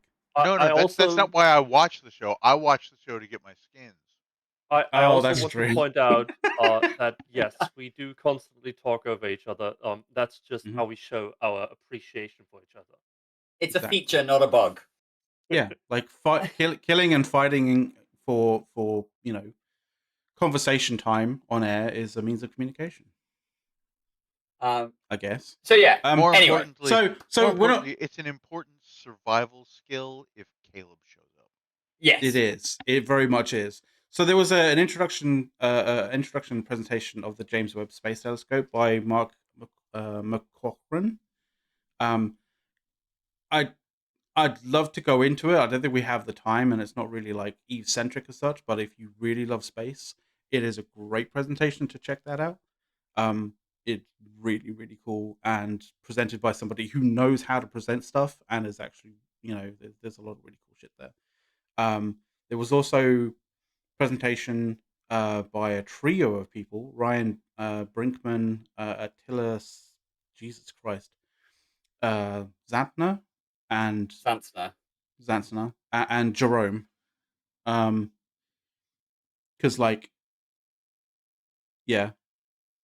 I'm not going to try and pronounce that. Soth can if he wants to. He'd be able to do it. Who? Jerome Waldispu? There we go. Like a pro. On Project Discovery. It's, like, not even for German. Yeah, right? But like, I don't care. I literally, Where's that guy from? Anyway. I don't know. But it was really good. It was a really good presentation. It very much showcased what Project Discovery has allowed scientists to do. And TLDR is it's a the lot. The stuff that we do, the stuff that we've helped them do through Project Discovery has helped create really, really, really good algorithms to be able to do this automatically. And to some degree, the data that we've been putting in has been better than actual scientists have been able to do in some respects. Yeah, apparently they get very sidetracked with trying to make it perfect, and we get the data good enough for mass analysis. So it's yeah. So doing a mobile Project Discovery, I believe that Project Discovery is now going to be moving and sort of helping out more with cancer research. Yeah. So that's going to be really cool. Other than that, moving on, I didn't watch much of the predicting behavior and conflict one. That was interesting enough in terms of a player presentation by an evolutionary biologist. We've got a lot of cool people who do cool jobs in the EVE community. Yeah. But yeah, I got busy at work at this point in time and missed a lot of that session as well. It was cool. There was also a lot of maths and a lot of behavior sort of a behavioral science as well in that. So like if you're into that sort of stuff, as well as game theory, there was a lot of game theory into that. Like if you're into that sort of stuff, definitely check that out because that was really cool. And then because this is the thing, like we were all kind of like gearing up and like making sure that we were there for the keynote. So like at that point, I think like some people were like making sure that they have lunch or whatever before getting to keynote. But yeah, then there was the keynote. Or actually got home from work, yeah. Or getting home from work, that kind of thing, right? And then there was the keynote.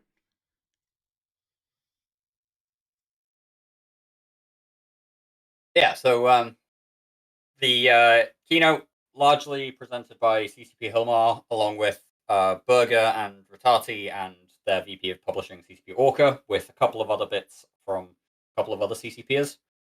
But yeah, so the initial start, brief history of what's gone on in New Eden over the last 20 years. Hint, hint, it's a lot of nullsec wars. Guinness World Records broken in nullsec. That was basically all that was discussed in a series of 2 videos on the first 10 years and the second 10 years of New Eden. And then other stuff that CCP Hilmar mentioned was technical stack improvements with some back-end technologies called Carbon and Quasar that CCP have been using. And also announcing that they are moving to, or have moved to, Python 3, which is a pretty big improvement. Eve originally built in Python 2.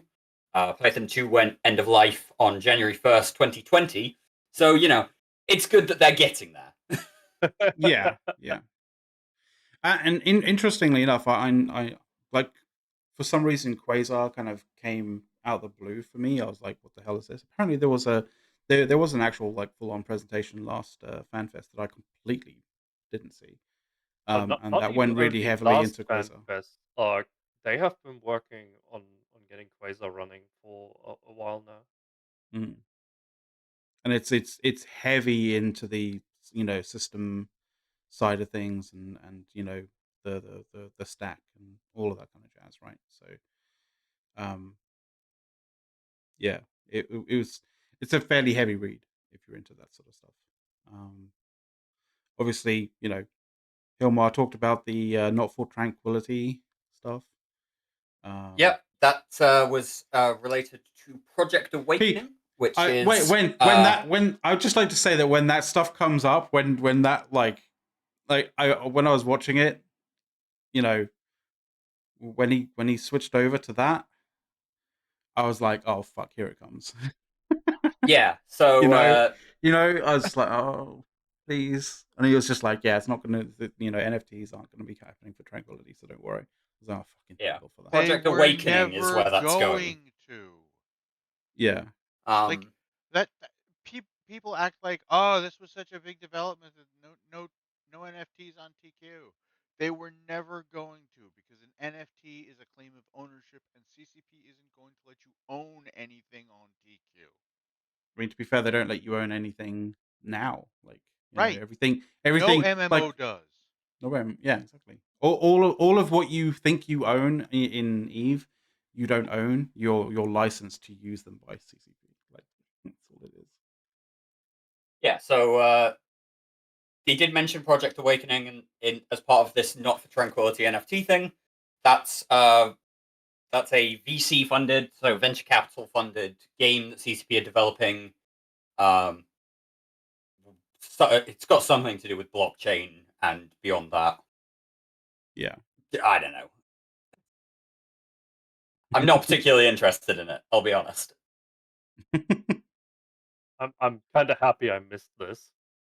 Yeah, and so one of the other things is they're making a strategy board game with various different pieces and all that kind of jazz. If you're into that sort of stuff. Yeah, that's being kickstarted currently on Kickstarter and being made by a company called Titan Forge Games. Yeah. So if you're interested in a CCP board game, check it out on Kickstarter. Apparently Echoes is still a thing. I didn't realize that Echoes was still a thing. I thought that died, but apparently it is still a thing. And there's going to be an update to it. Like, they're going to have updates, and there's going to be I think they're going to be getting Black Ops soon, so that'll be a fun time. Yeah, that's coming soon, later this year, along with some sort of other expansion. They are also releasing a new mobile game, which is supposedly a 4X strategy mobile game, called Galaxy Conquest. And this is like kind what of looks like the mobile Stellaris. This is like mobile game experiment number what? Like how many? Yeah, exactly. This is like number 3. Mobile game experiment number FPS experiment divided by 2.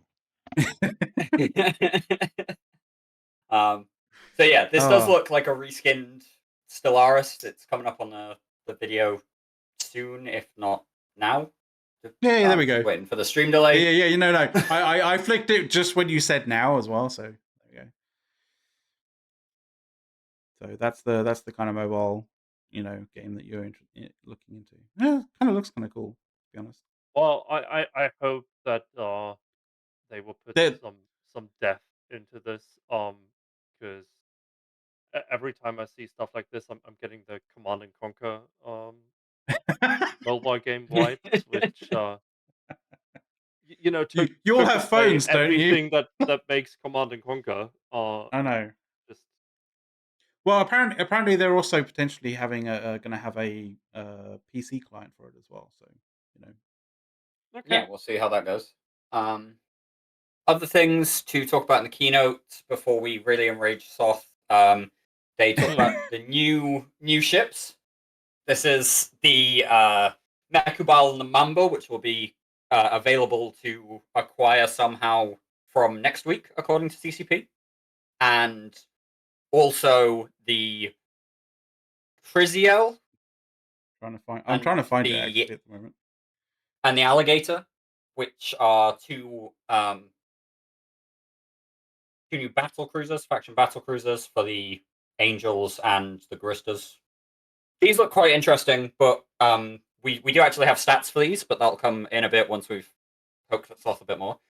And we also have the Azariel, which is the Angel Titan, which is coming to a hangar near you from November, or potentially not near you, depending on how much money you've got.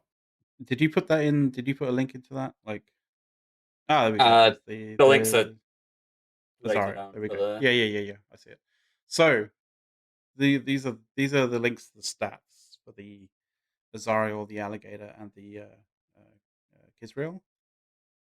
So the Kisrael is the battle cruiser.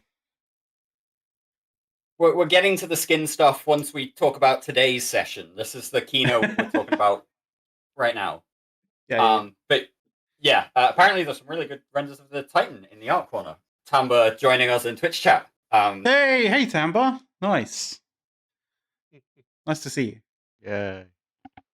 I gotta say, I took a look at the new battle cruisers, and I like the Angel one a lot more than the Guristas one. I know everyone is shocked. There's a shock. Yeah. Like, oh my god, you actually ships. News at 11. I think the Alligator will probably have some fitting issues. Looking at the power grid, even though I know it's a drone boat, right? But it has boni for missiles as well. But that's gonna be tough to fit both. Yeah, I mean, I'm playing on Python with a Drake at the minute to see what I can do, but yeah, it's rough. By the way, it's extremely difficult to go through, like, this sort of stream to find the stuff without going like, oh crap, I'm spoiling shit. Like, so I think I should just Yeah, so that was an art session earlier on that Max just kind of scrubbed through. But yeah, so the final thing that they announced in the keynote was Eve Vanguard, which is a new FPS game. Horrendous. Oh, hang on. I've got some images of the the kind of kind of crazy vertical kind of ships is the other new destroyers, and the one on the bottom left hand side is the new battle cruiser. I'm sure you guys have seen real. Yeah. I'm sure you guys have seen images of it. If you haven't, then there you go. And where's the? There you go. There's the alligator, which is just a drake, and there's the Kisrael, which is the battle cruiser. And there is the Angel Titan. Looking actually better, like better than I thought it was going to be, because it looked very stubby in the, in the concept art that they put together and released at Eve Down Under in 2017. Yeah, this thing's only been really cool 6 now. years coming, 6 years in the making. Yeah, exactly. I am definitely looking forward to that Titan. I will have to figure out a way to get myself one. Mm-hmm. Yeah.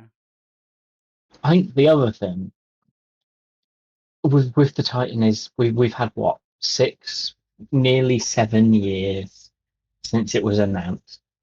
They've done a lot for the engine and graphics in game, right? Like, this is going to look better in game than the renders were years ago. Oh yeah, definitely, and especially because they were only concept art that we were shown years ago. Mm-hmm. Yeah.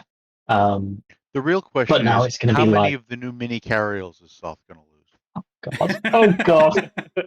Many. As many as he can afford, which is apparently quite a lot. I think someone's pointed out these are on par with the Hurricane, but faster, tankier, warp faster. I mean, especially in certain systems, in certain situations. But we'll get to that. Yeah, it's going to be a ton of fun. Or will we get to it? I'm not sure. I don't know if we've got time. But yes, so what we need to talk about and what we need to trigger Soth on is the new version of EVE Online. Yes, Escape from Tarkov and EVE Online. What are you thinking about this new shooter? And you can tell it's Escape from Tarkov in EVE Online because they have different different ammo types. Look, I know the first thing that comes to mind when you say extraction shooter is Escape from Tarkov, but I think you are doing CCP and this new shooter a disservice by comparing it to Tarkov, right? Because it doesn't want to be something like Tarkov, and it's not going to be something like Tarkov, right? No, hopefully it will be its own thing. Look, yes. this is the EVE universe. So when they say extraction shooter, what they really mean is you're also going to have to mine while you do it. Yeah, we were all a bit surprised that there was no mining going on in the play demo. There are a few things. This still looks very much pre-alpha. Oh yeah. A lot of the things that you would expect a shooter to have are not in there yet. The demo they had was heavily on Rails, which is to be expected from a pre-alpha, right? Yeah, Probably a good half of the map they were showing off wasn't anywhere close to finished. They were like, "Shall we go over there?" No, let's not. I gotta say, it looked good visually. From a shooter perspective, I think everything needs a bit more punch, right?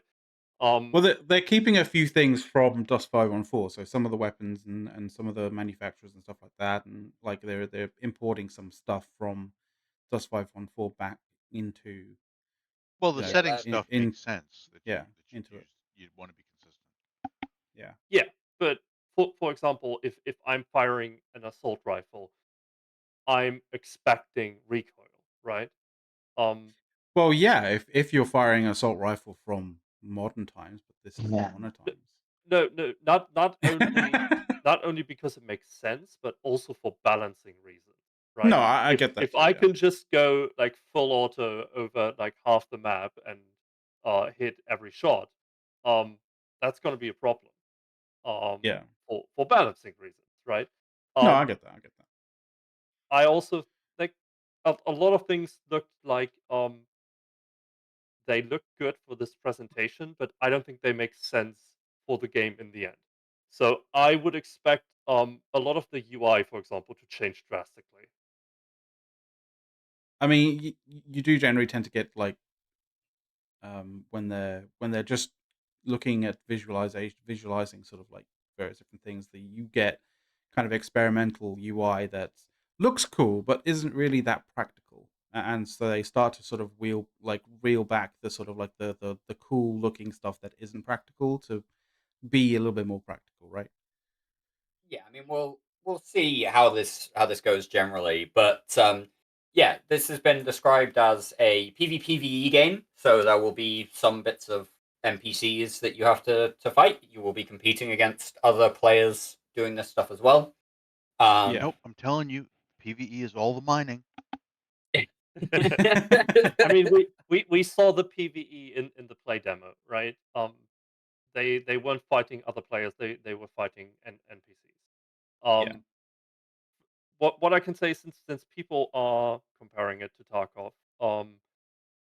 what makes the NPCs in Tarkov so different than other shooters is the care that they put into the AI behind those.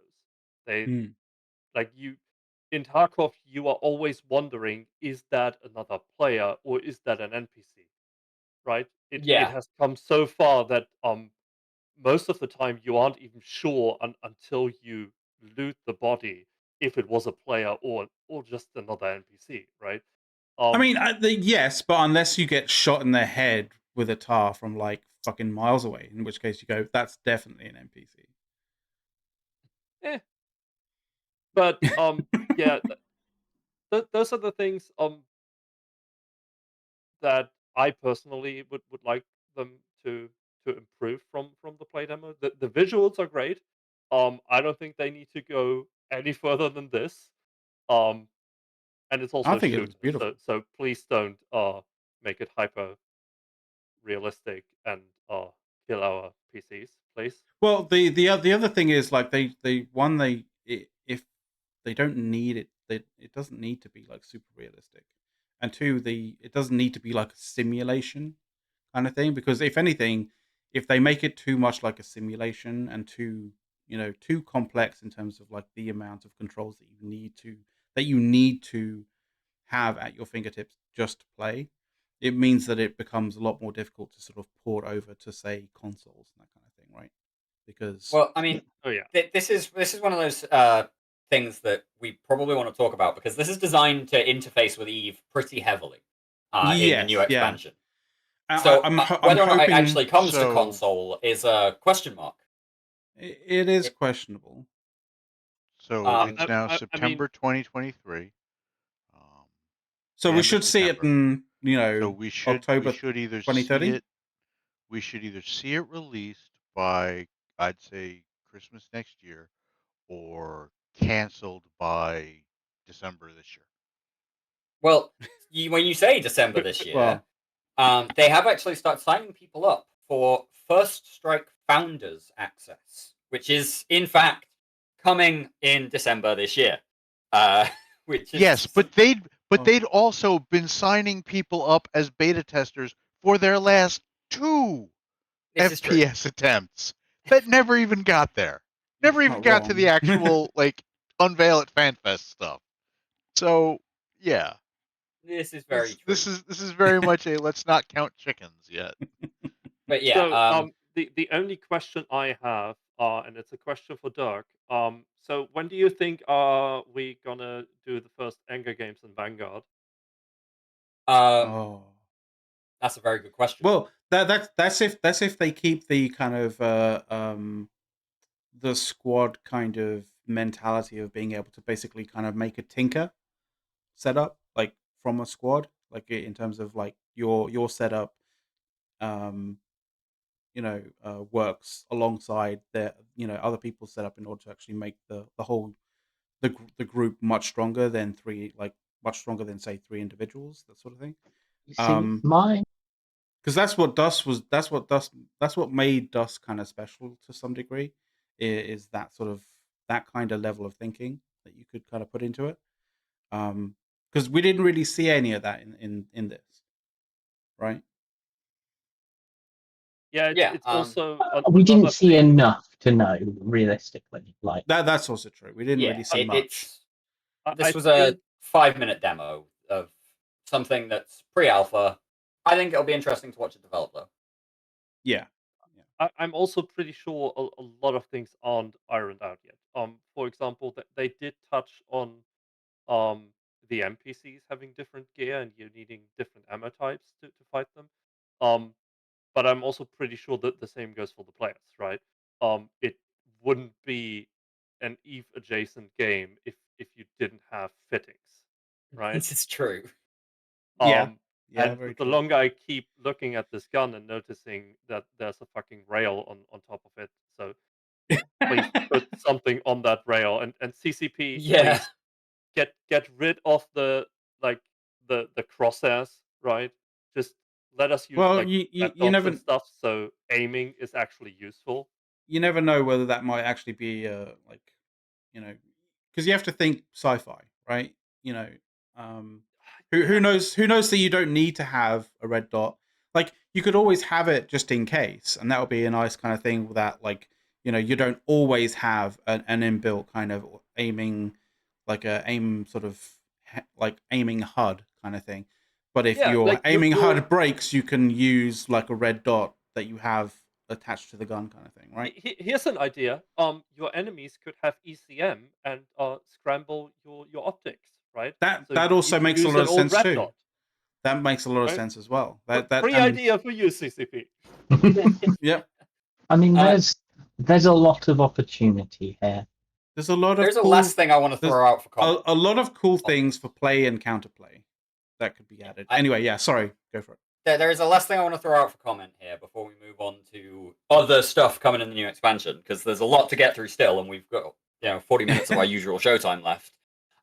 The quote from one of their developers saying that, or actually, I think this quote was from CCP Orca, but this is being described as a new FPS module in EVE Online. Yes. Yeah. Enjoy the party, Tamba. See you later. Have fun.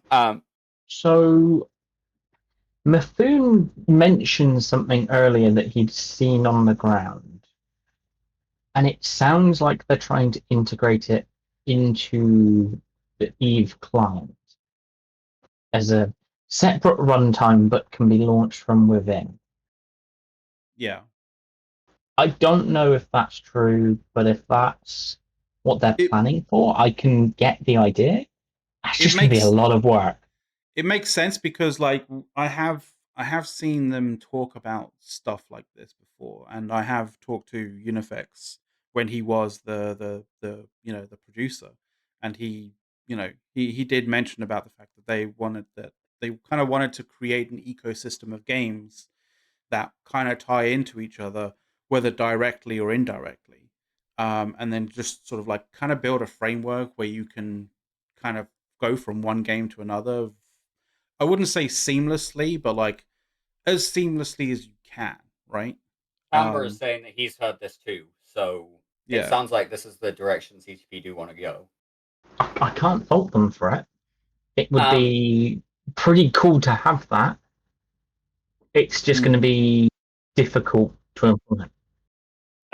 And how far are they going to go with it, right? Are they going to go the BattleNet route and have like communication between the games? I mean, that would be cool. That sounds like the plan. But they need to solve a lot of problems with that before they do. Like, if they go that way, they probably want to have communication from the launcher as well, and then what account is going to be like? Do you designate the main account or main character or something like that? I've got a feeling if they're doing it like this, it ties into what someone said yesterday, which was that you won't need to reserve new characters. It will be your existing character. You just hop into a war clone and go fight. on a planet, right? Yeah, this is what I'm saying is, if you're thinking BattleNet launcher, you can actually talk to your friends on the launcher itself without going into any of the games. Right? Yeah, but the implication here is that you're not using the launcher to do it yourself. You're launching the FPS from within Eve. And that Yes, also that yes, that of also course, but you want to have the the option of talking to people that are currently not in any of the games, right? You want to talk to your buddies that may just be on the launcher and be like, "Hey, do you want to play a round of Vanguard?" Right? that would be an interesting thing for CCP to build into the new launcher Yeah. as they kind of move forward, because especially with the chat servers not being built into the monolith, being separate, they could probably figure out a way to poll that and pull it into the launcher if they wanted to. Put Alliance chat into the launcher or something. well, maybe not Definitely, alliance that would chat, but be- like just group chat of some form. Like Yeah. Wouldn't it be that'd be helpful really if cool. wouldn't it be helpful though if they actually like kept the chat system up and running for say 6 months straight? That would be useful too. Yeah. This could also be one of the reasons why they wanted to separate the voice, the general chat system away from, Eve, the sort of like the Eve runtime, right? To some I degree. don't think that was the reason they did that, but it will definitely help them if they want to go that route. Yeah. So, right. Anybody else got anything more on the shooter so that we can get back to Eve stuff for people? Yeah. Let's go back to Eve stuff. Right. Okay. Are we continuing just straight down the planning doc, or do we want to jump ahead to the session today on the expansion? I mean, yeah, we might as well. Like, I didn't really see much of building blocks in New Eden kind of thing. Like there was some interesting sort of it kind of was programming and system infrastructure heavy. There was some interesting stuff in terms of like their rendering processes and sort of some of the stuff that's coming up. So like there's like ray tracing that's going to be coming up. There's super sampling and temporal upscaling coming via hardware renders.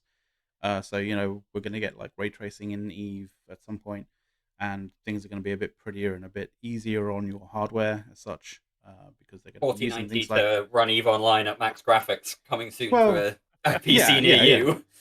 Well, the nice thing is they're using FSR3, so they're catering to AMD stuff. They're using DLSS, which is the obviously the NVIDIA stuff, but they're also using the XeSS stuff, which is Intel in actual fact. So hopefully the really good the upcoming Intel GPUs might actually be running Eve pretty well. So they're actually going cross-platform instead of say following in Starfield's lead and completely fucking people who don't have the right video card. Exactly. Well, FSR works on all cards, right? Yes, FSR is not. It is vendor agnostic, right? Like it's not specific. Yeah. Then we've got the Art of Eve presentation. I was busy getting food at this point in the day, but it's the art team. The art team is always great. Yeah. So I'm gonna definitely be going back to watch that because there's some cool stuff that I assume was talked about. There was some really cool stuff in that. I don't know how much we're going to see. I mean, as it was going on, I was putting this together and trying to piece together all of the different assets. So, like, I kind of did miss a bunch of it. I saw the near end of it, where they did show some like really cool stuff.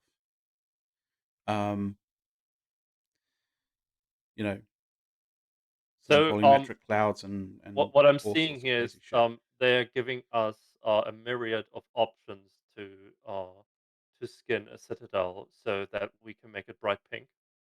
Yes. And then put pink lights on it. A myriad pink fireworks. Myriad ways of. But you'll still only be able to rent it. Yes. No. Wait, I'm not sure about the citadels. Ships was you create it and it's permanent. Yeah. You just pay some plex to buy it permanently. You have to you have to use some plex to make it into an actual skin. This is moving on to some of the stuff coming in the new expansion. Yeah, I wanted to get to the ships because Tamba said that there was some good visualization. So, I mean, those look cool.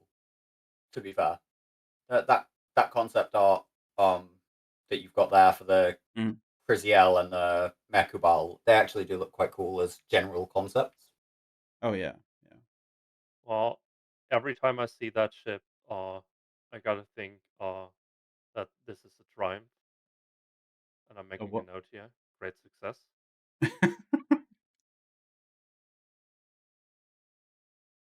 Hey, it's fair. I mean, it's not wrong to get inspiration from a good game, right? No, not at all. Does the battle cruiser look a little bit like a Zernitra? And not a Zernitra, the Logi. Oh yeah. The Zarmaz. Yeah, a little bit. It looks like it's got some same kind of design philosophies. You never know. The Angels may look at the may have grabbed his arms and just been like, hey, like we'll make our version of this, but just not Logi. Yeah, retrofit Zarmaz, right? Mm-hmm. It has guns rather than you can explain away a lot of shit with lore. I just want to point out at some point you're kind of running out of shapes. Okay, I've just noticed, and I don't know if you guys have, the Azariel, is that the Titan's name? Yes. Azariel, yes. That side on top on profile, Mac, that you had there. I'm gonna have to like count pixels. Oh, there we go. Yeah, good. Yeah, you got it. I think so. The top down. Compare that to the Angel logo. Yeah, it's very similar. Actually, that's quite the Angel true. Logo. It is really close to the Angel logo. It's very looks similar. more like the in-game one, but yeah. Yeah. So it's a flying angel logo. Okay. I mean, if you're I'm not going to be able to unsee that. If you're gonna make a Titan, you might as well make it the shape of your Angel logo, right? Like, or the shape of your logo. If you've got a good, cool logo, right? I mean, it's a cool logo, so why not? I mean, I'm not sure how that would work for the Minmatar, but and hell, like that shape works really well. Like, I mean, BSG, Battlestar Galactica used it for the for the Cylon Raiders. Duct tape, lots of it. Also, oh shit. Also, yeah, that seemed as from what I can assuming gather, that's a Doomsday. I gather that's animation. Yeah, I think that's the Doomsday activation. So but that looks awesome. I really like the look of that. Yeah. If they make it look like that, I think it's going to take it from a very aspirational ship to a everyone is aspiring for this. To a take my money moment, right? So just a theoretical question here. On what show do we need to invite the art team to show off? Well, this show clearly this show. We need to plan that. Like when? Whenever they're free, we'll make. Hold on. No, we can't hamper them because if we hamper them, we might not get this ship in game if we cause delays. We need to time it for around the release. Yeah, we need to time it around the release so they are actually like free to show this to us, right? So we might be able to get them the weekend before if we're very lucky. If not, then that's like the 11th or the 18th is our two shows around the release date. Because the release of this is November 14th. That's when it's going to be live and available in game. So we do have some stats. We're going to have to get the BPC and build the thing. So Zombie, we do have some stats for the Azrael, which is the name of the Titan. Azariel. That's Azariel. Azariel. Yeah. It does have a 300% bonus armor plates and shield extenders. If that it's got the Mike Azariel. God damn it. So, with the stats we've been given, though, we can probably expect to see this in Python reasonably soon. Yeah. Is this a drive-by Titan? I'm assuming it's going to be a fun drive-by Titan. Yeah. It will be. I mean, it's got what is it? It does retain the Angel Cartel warp speed and warp acceleration bonus. Yeah, so that has Clearly, I need 25%. one. Clearly, So- I need one so I can bring this Yeah. to carrier fleets. I think the easiest way to describe this is to quote CCP K1P1. This is going to be the ultimate hyperdunking platform. Okay. That is probably the best line I heard out of a CCPer all day. Hyperdunking. Because it's so accurate. Yeah, I can imagine it. But yeah, so... Oh god, yeah. Aria suggested it should get an MWD bonus. Oh god, please no. That would be brilliant. But yeah, so do we want to just throw up quickly the images for the stats for the other ships, just to talk a little bit about those? Yeah, we could do. So the alligator is the basically the reskinned Drake, the improved Drake, as it were. That has something interesting, which is, not only does it have, the usual kind of stuff, but it has a 500% damage to medium combat drone damage and combat drone hit points as well. Like, I just want to point out that and the 50%. It has literally the same boni as the healer. Yes, only it's a Yeah. battle cruiser. Yeah, and it keeps its it restricts its missile bonuses to heavy Heavies and and heavy handles. assaults. Yeah. except That's a specifically changing. It also has an extra bonus to drone micro warp velocity as we look at this, which Yeah. the healer does not have. So Yeah. drones are going to move faster, do more damage, and be backed up with some heavy missile fun. As Soth pointed out earlier, it does have 30 megawatts less of base power grid compared to a Drake. So yeah, maybe it'll have some fitting issues that are around that. And if you compare it to the Angel battlecruiser, the Kisriel, that one has a lot more power grid. Yeah, so if I you want to mean, pull that's that up next. Yep, there we are. I mean, I've been running Hypher and running a Drake fit that's got its stats modified to try and play it as though it's the alligator power grid. It kind of works. See, I keep thinking, why would I bring an alligator in a PvP fight if I have the healer, right? You Because the wouldn't. healer is faster and cheaper. Faster and smaller as well, like in terms of harder to the hit. sig radius. Yeah. So So- I personally think, like, in PvE, the alligator will probably be a beast, but I personally don't see it doing as well in PvP. Yeah, I the could be wrong, PvE though. application could be very interesting with those heavy assault with those heavy missiles and the drone bonuses, because those drones are going to be quick. But how much can you actually fit on it with that power grid, right? You will probably rely a lot on your drones for damage, and not much on the missiles. Yeah. I mean, that's Polarize generally the way. The funny thing, Polar, like I had the Kisriel up, right, and Polarize is talking about how the mass of 11 million, it is pretty significant, I guess. Yeah. Yeah. It's going to be a fast boy. The that's alligator is 13 and a half. than my Serb. Yeah. Sorry, it's lighter than your what? That's lighter than a Serb. Oh Christ! Okay. Yeah, the Kisriel is gonna be fast. Yeah. And it's going to pump DPS. Like yeah. And most of all, I just want you to notice how much of a fall off bonus you have on that thing. This thing might actually work with ACs. Well, it's a 50% per. It's a 50% per Galente Battlecruiser 5, and an additional 25% roll bonus. Yeah, so that's quite a lot. And that's also on optimal there.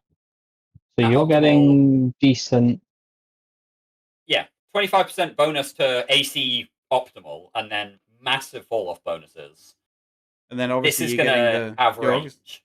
Obviously you're getting the 25 from the in terms of damage, right, bonus, but you're also getting a 25% rate of fire as well. Yeah. So this is going to pump out DPS no matter how you fit it.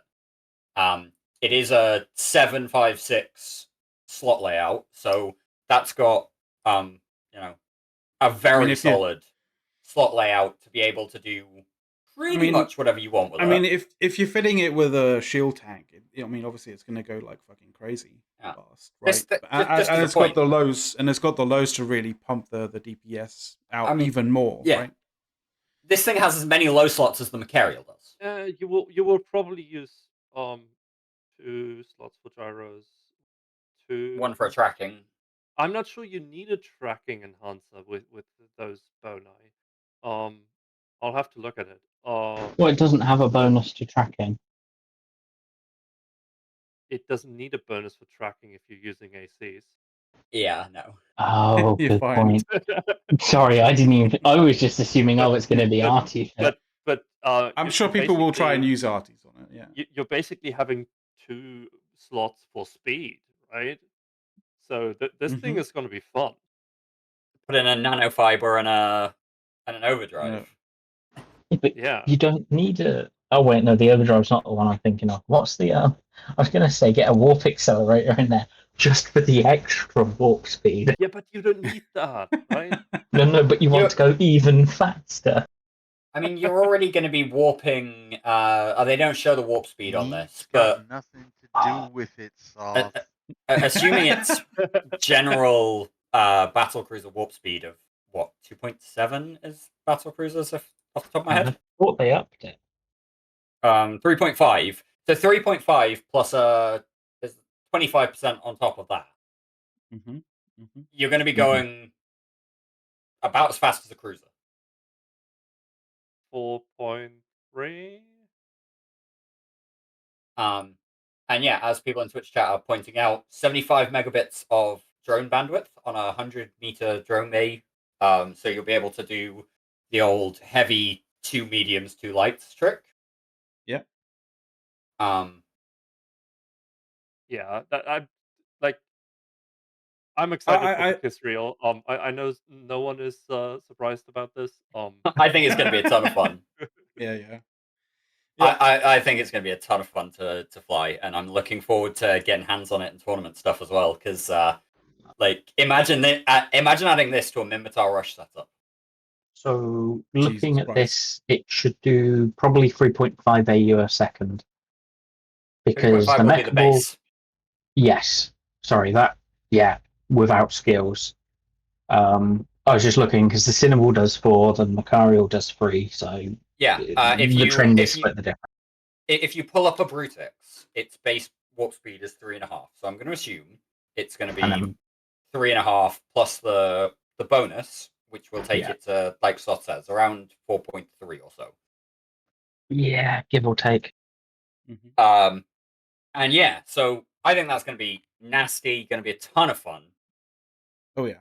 And in terms of how we're going to get it and earning LP, does this potentially take us to our wonderful new update to Faction Warfare, which is seeing the Guristas and the Angel Cartel becoming a faction you can enlist with. Yeah. There was some cool, air sort of opportunity stuff there, but I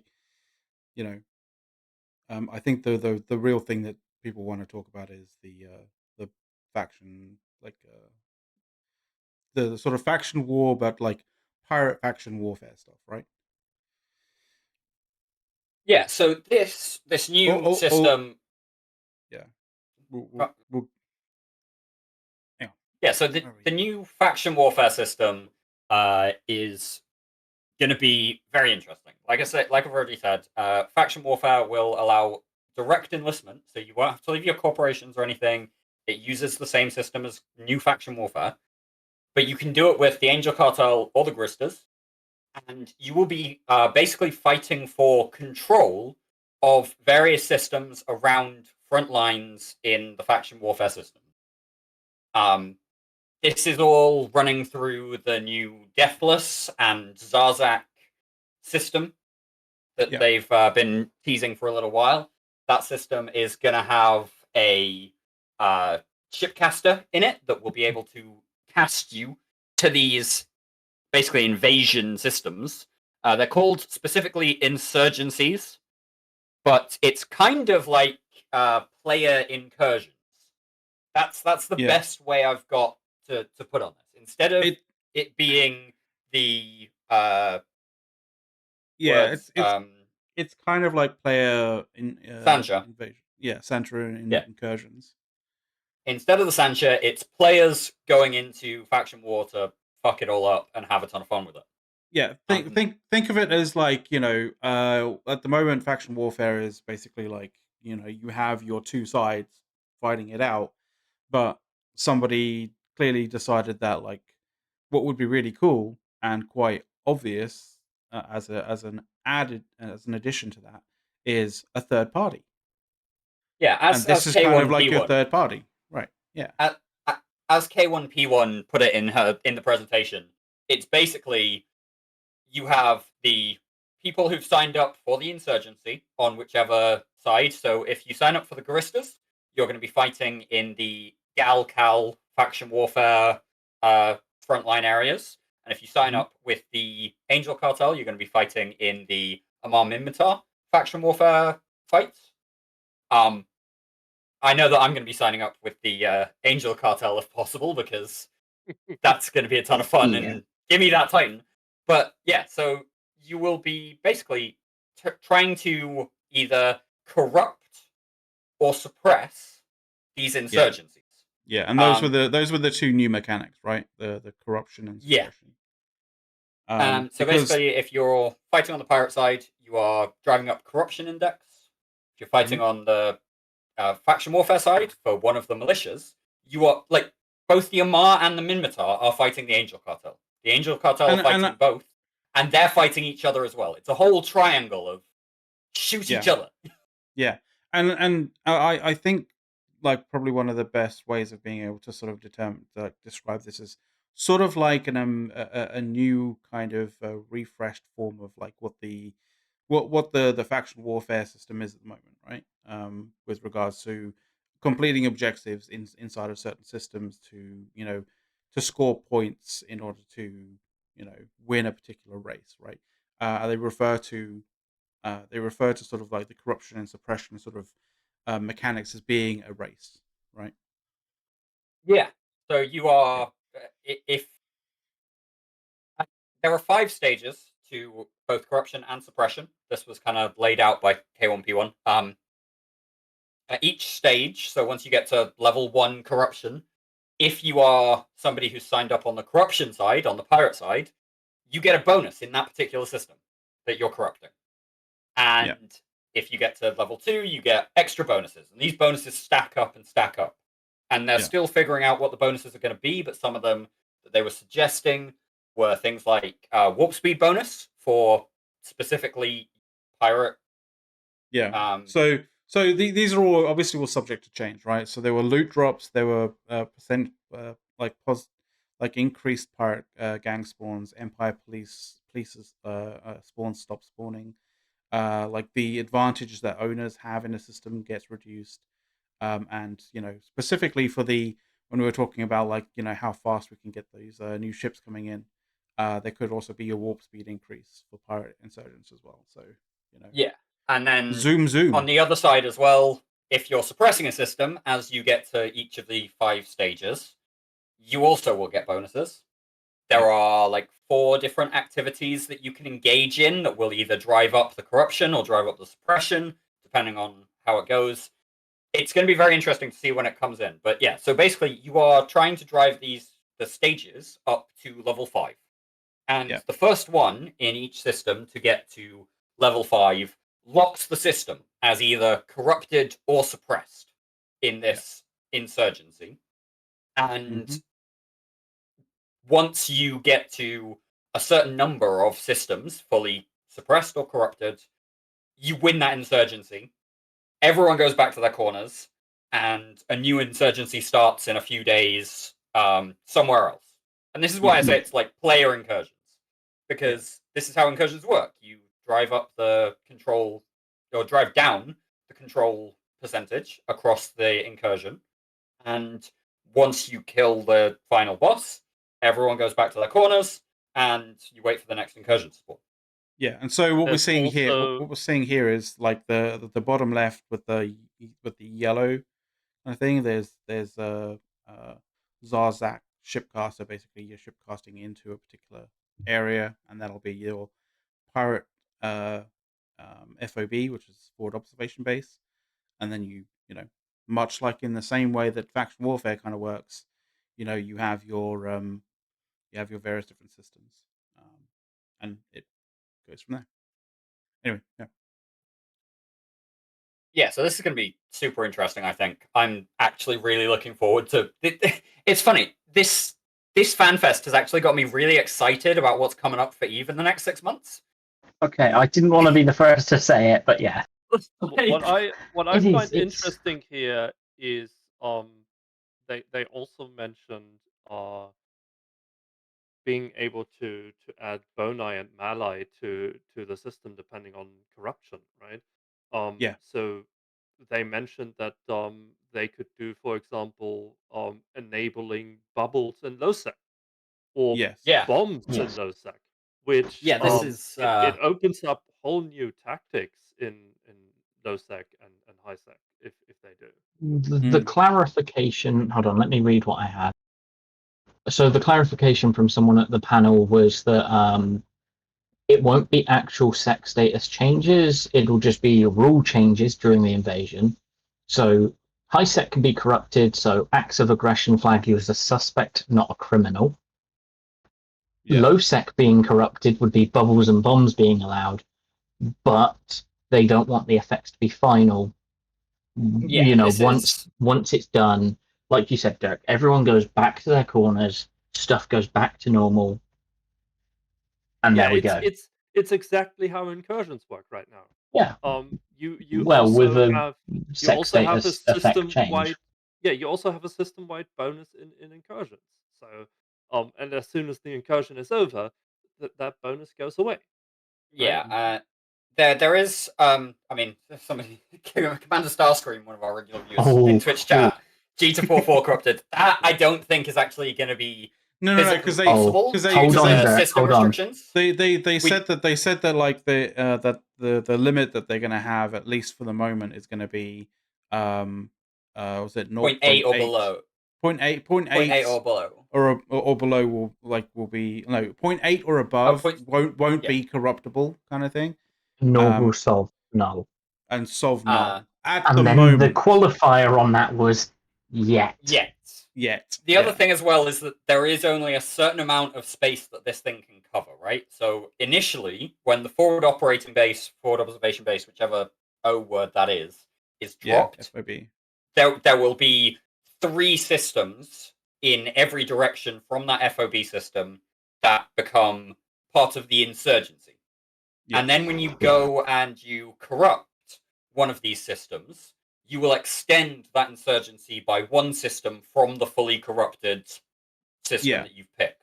So if you go right to the end, you can get 4, 5, maybe 6 systems away from the FOB before you have enough to. Yeah, and so the interesting thing here as well is you obviously your kind of is this ambition modifier that they added to it. I don't know if you recognize this. So the ambition more like a buff to the pirates. It's a buff to basically say that if you're winning like hand over foot, then like you're the sort of the levels to which you have to win for the next one is increased, so you have to win even more. And so basically, it's like it makes it so it's like easy. Yeah, so it makes it so that the defenders or the people like fighting against you have a bit more of a chance of actually winning. So I don't disagree there. Does it go the other way around though? No. Like if the defenders are always winning. Yes. Yeah, that was my understanding. It's no, my whoever... understanding is it's only for pirates. No, I believe it. I don't think that. I think the reason they specifically said the visualizations here. The visualizations here look as though it's meant to be for the pirates, but I think it's meant to be for both. But it's just a bad graphic. Basically, if you won the previous insurgency, you get another system added that you have to conquer before you win the next one. Or you have to complete more objectives in those systems in order to actually, in order to like either get it corrupted or cleanse it, whatever it is. So the idea is that you can't continue to crush. There will eventually be a point where, in the time it takes you to get 9 systems fully corrupted, they've got 5 suppressed. So they win that one, and it all goes back to normal. I hope there's a cap on it though, because making things literally impossible kind of feels bad as a player. Yeah. Now, the reason I say it feels like a buff to the pirates, though, is it means more systems they've got to capture, which takes more time, which means that the penalties apply for longer. Right? So what you've turned to effective nullsec applies for longer in the space you've already taken. So, I'm just wondering why the Minotaur gets shafted again here. Wait, why? What's the main trade hub in Amar? Oh god, heck, yeah. It's not 0.8, is it? No, it's 0.5. Oh shit. And it's low sec adjacent. So it's gonna get hit. On a faction warfare border. It could very well get hit, yes. Oh, Jesus Christ. No. The thing is, Dirk, it's no longer it could very well. We have 555 viewers who have just heard us point this out.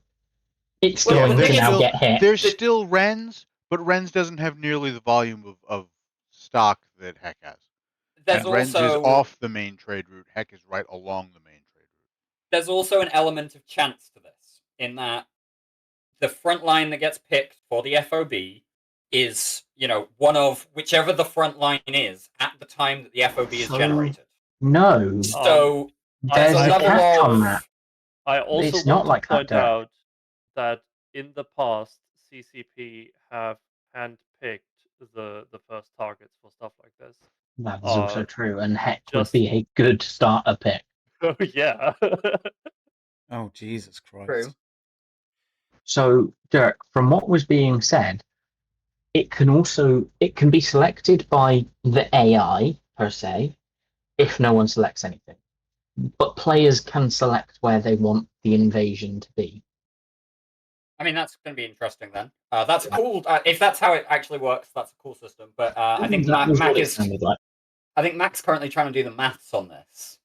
Because I'm wondering if it's in range of the locations that the new system lands into, right? Like, I know that there was a Reddit post somewhere about it. No, so that Reddit post, you can't jump in or out of the new system.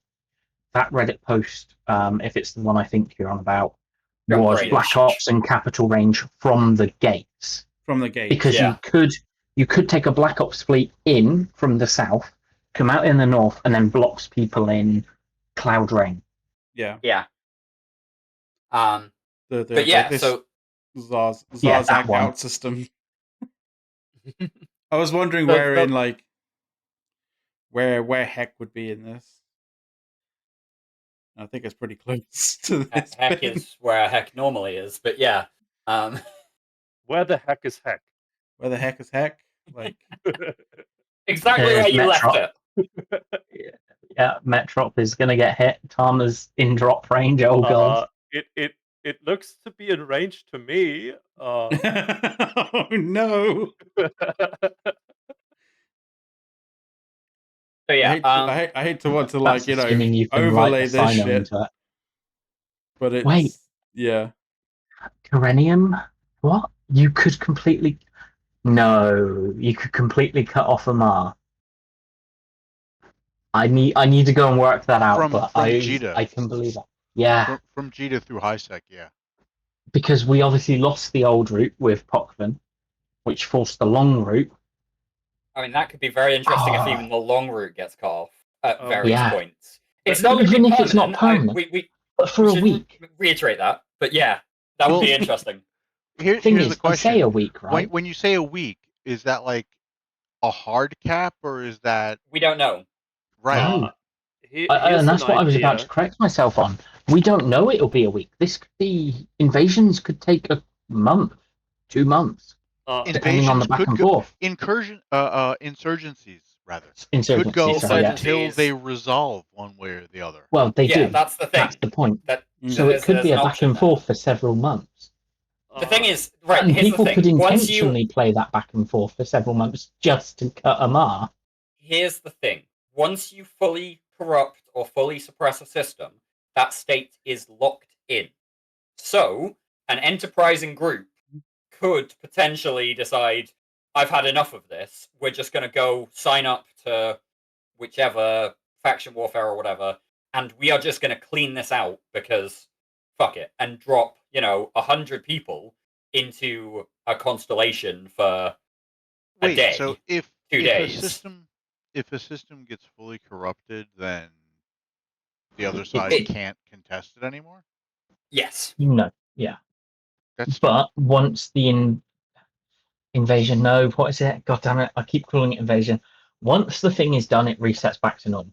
Right? Yeah, but that's ridiculous. That's fucking stupid. I like it. No, it doesn't. There should not be okay. The fighting in this system can stop now. You should always be able to push back. Because if you can always push back, then the other side can always push back. You can and you can't. It is very much a case of there are 5 stages. Whoever gets to stage 5 first locks the other one out of stage 5, but they can still get to stage 4, which seemingly undoes a lot of the damage, except the final stage's damage until it's all over. And the fully, the fully thing is just the countdown to when this all resets and everyone goes back to their corners for a little while. There is a lot.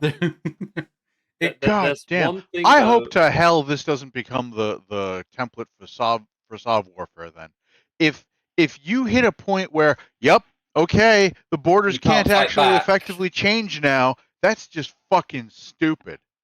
Yeah, that's like not great for a Sov system. And CCP, you should pay attention to this. Like the way you need to deal with Sov and Sov changes, because it was heavily hinted during this session on the Havoc expansion. Oh yeah, it definitely was. Is part of a general move towards how you might be looking at in the direction of Sov Null. You need to be very careful about that one. Very careful indeed. So I have a question here. What happens if you have one of these insurgencies and an incursion at the same time? You're going to have a lot of fun, I guess. That's just going to be lol LMAO. That's going to be because that'll be fact just war chaos with an insurgency and an incursion. If anything, it'll be havoc. If anything, it'll be havoc. But that's when Boat comes back just to make a whole bunch of money in the system. Yeah.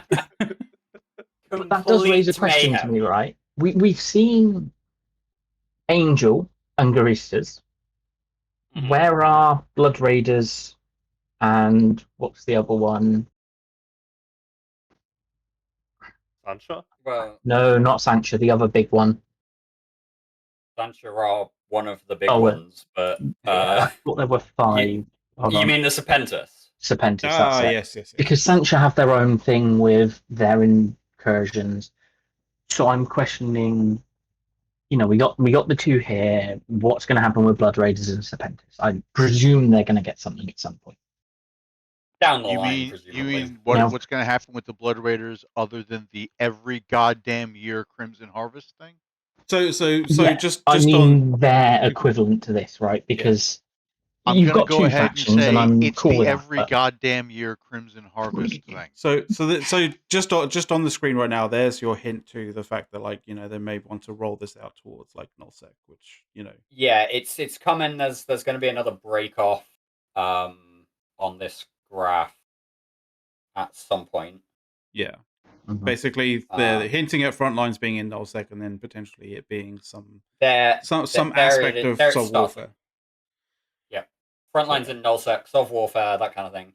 It is sort of all leading in a direction for CCP. Yeah. So again, CCP, if you're listening, you know, if the community team is back in the office on Monday or Tuesday and listening to how players are reacting, be very, very careful with the Sov system. Yeah. So I think they will. The implication of this graph I'm seeing is that they're using the same foundation technology, but in slightly different ways for each implementation that does its own thing, right? Yeah. Which is perfectly fair. And I think the way that they're rolling out in terms of like trying this out in various different areas before, you know, basically just instead of just delivering a new solve system and going like deal with it nullsec, right? They're trialing it out and ironing out the issues, you know, while, you know, in They're different giving us areas of hints, space. and this is giving right? time to feedback. Yeah. Yeah. It's going to be interesting. And so one of the other things that I wanted to say, are they actually trying it out in a way that brings up any of the issues for Sov? Because faction warfare and this insurgent stuff potentially not is all set up to be temporary, and Sov warfare is not. Isn't that? Yes, it it's very much the opposite. The front lines isn't temporary per se. It is, but it's not. It's but the an thing is, you ongoing can slow tug of war. You can look at it. You could look at it and kind of go, well, you know, all the suppression, you know, the systems that they kind of increase the difficulty the further you go like down. The bonus mechanics as you push control one way or the other. That's potentially applicable, totally. But just no. But what I'm saying is, they could like pull all the like the kid's glove kind of stuff off. And so basically say you know this system with all the gloves off could potentially be a new solve system for solve null, because then it's not just a temporary thing, it's a permanent thing. And that's kind of what you want in solve nullsec, is a permanency, right? Or a degree of permanency, like, you know, right, but you keep it unless you can't. It's got to be done very carefully, because even if you're saying, okay, well, now there's permanency here, that permanency has to be able to be contested constantly. There's the problem with trying to do something for Sov is that not only do you have to be able to establish and maintain control, you have to be able to lose control at a moment's notice. Right. Yeah, somebody else if you're has not to be able to come in and fuck with you. Yeah. And I think that's what Frontlines will do. To a degree. There's also a third case here. Sometimes you need to be able to lose control without anyone else picking it up. Yeah, that's also a factor. Yeah. Like right, very much in the same way that if you're not utilizing a system, you're not like, if you're not utilizing a system, it should be easier for people to come in and take it from you, right? Yeah. So personal speculation, because we got it's not going to touch Sov null yet. Yeah. I think it's going to be a frontline style system, right, that is able to be constantly fluid. You know, you can have your back and forth like faction warfare, and if you contract and can't really power project into space, the pirates or the empires, whichever way around, start to encroach and test your borders. And if they're not doing it, players can do it, right? Yeah. And they just fill the gaps where, well, you'd have whilst to you may have previously held this solve because you had TCU down, you never really used it, so we've just pushed in here. You'd have to limit that to the pirates, not the empires. Yeah, I mean, I Because was saying there's empires no because of credible way. proximity, but yeah. There's no credible way for a nullsec entity to say go to war with the Amar and have any fucking hope of winning. This also Not in a makes full-blown war, no. I think this also adds like some value to every nullsec area, or most, pretty much all nullsec areas having some degree of NPC null, because the one thing that we know about NPC nullsec spaces, that's generally where, you know, pirates tend to that's generally a place that that from a lore side pirates tend to be in. They tend to sort of, that's where their foundation is, right? And if they adopt the whole frontline thing for nullsec Sov War, that's a potential frontline Where well away from the front. Exactly. Right? But what that means is that, you know, certain areas of nullsec that don't have any NPC null needs to have some NPC null, so they have to find ways of being able to deliver on that. I mean, this is all speculation, by the way, guys. Like, you know, we're going on what's been said in that particular presentation, and following it at least logically, right? But we haven't had any like, you know, we're speculating here in that regard. What I would say, and it's something that I paused the presentation on, is that this is the tie-in to Vanguard, with Vanguard objectives basically aiding in the corruption and suppression. Only the corruption. Is it only the corruption? That's my Seems understanding. so. My understanding is that Vanguard is when you play as a Vanguard war clone, you have been contracted by the pirates.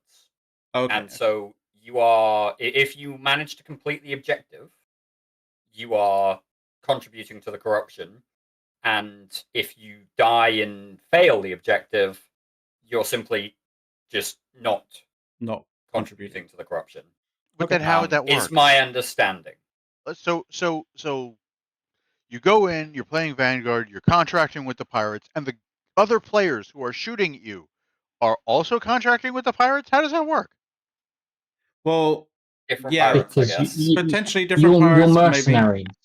We don't know too much. It's like just whoever gets there first. That doesn't make sense. We do know that it's PvPvE, right? So there are going to be other players out there. Whether those pirates are, you know, adhering to the pirate code of, you know, whoever fucking takes, you know, if you're just going out there and grabbing objectives, you know, grabbing whatever device or objective that you need to, and the other people who may be fighting you are pirates too, just looking for that objective, just making sure that the objective is, you know, is brought back. The other problem I see with that approach is that it goes right back to the issue that they had over the Trig invasion. I mean, if one side has a whole other game that's just helping them, then then it's imbalanced, right? Right. Like how does that not get the people who are fighting against the pirates in space pissed off at CCP? Yeah, it's true. Something to CCP if you're listening. Something to think about. Yeah, exactly. I mean, CCP, don't fuck over EdenCom again. No, they do like doing fuck it. EdenCom.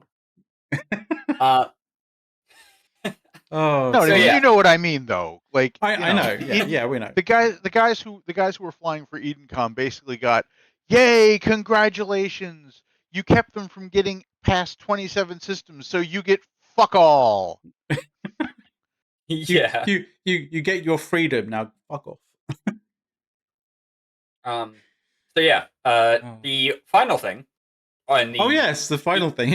Like we've been here a while just talking about the kind of. But it was important stuff to talk about. I feel, and we do still have 45 minutes to suck up before we run over into Brisk's time and annoy him. but yeah, so there's two things left to kind of talk about from this session. that we haven't really touched on yet. Yeah. First thing is corporation projects. There's a big expansion to the corporation project system. Now, for those who are unaware, corporations can currently issue projects. This was introduced in Uprising or Viridian, one of the recent expansions. And yeah, I think it was Uprising. There are six current types of project that you can set as a corporation CEO or director. And basically, this is a group goal. You're asking people to build stuff and donate it, or go out and kill NPCs or whatever. I'm not sure specifically what the current projects are, but they're a bit basic. They're basic, but they're expanding on it, and that's the thing. But they're adding something which is very important. They're adding something which is very important, which is payment integration, like automatic payment integration. Now, this isn't the instant like SRP thing, like just if you're wondering, like they make reference about this with regards to payment integration is you can automatically pay for certain projects and certain corp objectives and that kind of thing, but this is quite a way away from SRP. This example, I think, is great for the payment integration. Basically, the example is that the corporation you're a part of wants 5 ravens, and they want to give a reward for those ravens. They want to buy those ravens off the corporation member. Yeah. At whatever rate, potentially slightly less than market rate, but they want to reward their corp members for bringing them the ravens. So each raven is worth 250 mil. And I would donate 2, and you get 500 mil back. You're basically selling 2 ravens for 500 mil to your corporation. And the way they've done this is that you basically put money in escrow up front as a corporation. Mm-hmm. When they donate the ship or whatever, they get the payout that you design. I think this is cool. My concern with this particular example is you can kind of already do this because you just use contracts for that. You basically set up a buy contract for sort of a contract to be given a raven, and you're going to be giving 250 mil for that. Yeah, but the issue is you can't track that anywhere near as well, because what's the nice thing about this is there's a lot of tracking and a lot of visualizations for this as well. So who did what? You can kind of identify. It's not even an issue of tracking. I mean, if you're going to do this, if you're going to do it like this, where you could give 1 raven, you can give 2. That means each raven has to be its individual contract. Yeah, it's and much more. You're going to run out of contracts. You will, yeah. If you want 500 ravens, good luck doing good luck. 1, finding somebody to individually put together contracts for 500 individual ravens if you want to do that or not. No, look, okay. The ravens thing, that's not where this runs into trouble. True, yeah. Because something like battleships, whatever. Where it runs into trouble is when your corporation goes, listen, we want to start setting up this new setup for we're going into wormholes and making money in wormholes with mining and ratting. And so the big thing we're going to need is everybody start chipping in with drones. We're going to need a couple thousand of them. A couple thousand. No, you could just say stacks. Contracts of 500 drones, but that means you got to have a lot of buy-in to do it, and it limits that means people. That means that the people who are contributing, they have to have 500 drones available instead of the 10 that they've got lying in their hangar that they've never used, and suddenly they can get a little bit of money back. But wait, this gets better. This isn't the way. This is interesting, exactly, Matt Karen. So this is basically this is them sort of thinking about all the different kind of things that you could potentially get a corporation to pay you for doing things. And one of the things, for some reason, I think what happened was they realized that if they pay people for kills, then they should probably do the other side of the coin and pay people for remote reps. So yeah, So the But if project we can't types get are Lodgy remote on repair, Kill remote repair armor, and remote repair shield, right? But you can actually set conditions on all of these, right? So you can set them based on your solar system. But I don't think these are an or. I think these very much are an and sort of kind of situation. So you can set solar systems. You can repair These like are a ship these type are optional. repair, and all the identities. So whether it's an individual character. So you can set basically like a repair project on say FCs. So I'm looking at that ship type, and one thing pops into my head here. Mm-hmm. Since they're still in and can still be set up, does that apply to pause sticks? Oh my god, maybe. Oh god. That'd be interesting. Because repairing those is the real pain in the ass. They really are, yeah. But yeah, so like this whole system, the remote repair, you could basically say, hey, look, we are going to be running Megathron fleets, Baltec fleets, we're going to be running Drake fleets, and we're going to be running Serb fleets. And so here's a list of all the ships that are in that doctrine. Mm-hmm. If you repair those ships and get above the project threshold, you get a payout. Yeah. So suddenly, your you Logi are getting paid to do Logi, tracked exactly. in game, with no other kind of work done on. Okay, so here's it can be. It does look like it can be abusable though. Like obviously. No. Here's the problem I see with that. Okay, so remote. Like let's say you've got a project to kill X number of ships. Okay. Yeah. Right. All right.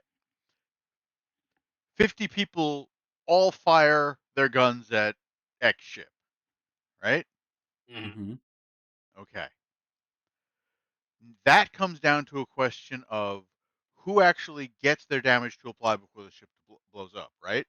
The kill player project type. There is a new kill player project type that they're bringing in. Right, is but if governed by Final Blow. you're doing remote reps by amount, and remote reps have diminishing returns based on how many reps are being applied. Oh god, are you talking about people will be stacking their mids with No. What I'm talking about is you're gonna have people who just have a little bit more latency who never get the payout because their reps land later. It's individual. It stacks, as I understand it, Arendis. So basically, like the reps that you do is an amount, and if once you reach that rep threshold against these particular ship types that were selected in the project or whatever, right? But they get the payout. Reps, so but the reps you do is an amount, but the reps you do gets reduced because of by how many other people are also repping. This is where you game the system by putting one rep on multiple people. Everything. So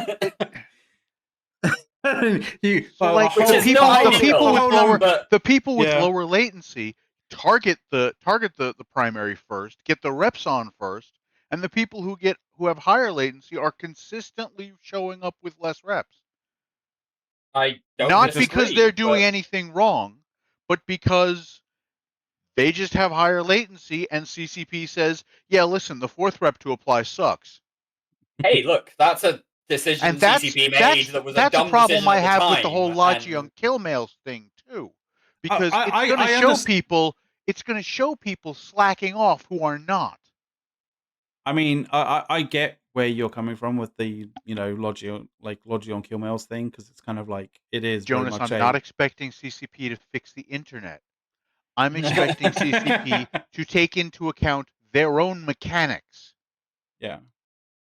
CCP did make a silly change with that particular mechanic, but we've done that one before. There's also other types of projects available. Yeah, there was the Kill Capsuleer one that we looked at, but there was also I think, and it was this will make. No, Jonas, I'm not complaining about latency, which is the internet. I'm complaining about CCP not factoring that in to their mechanics. Yeah, exactly. That's different. So they have to be able to factor in the conditions under which they're going to be operating. Yeah.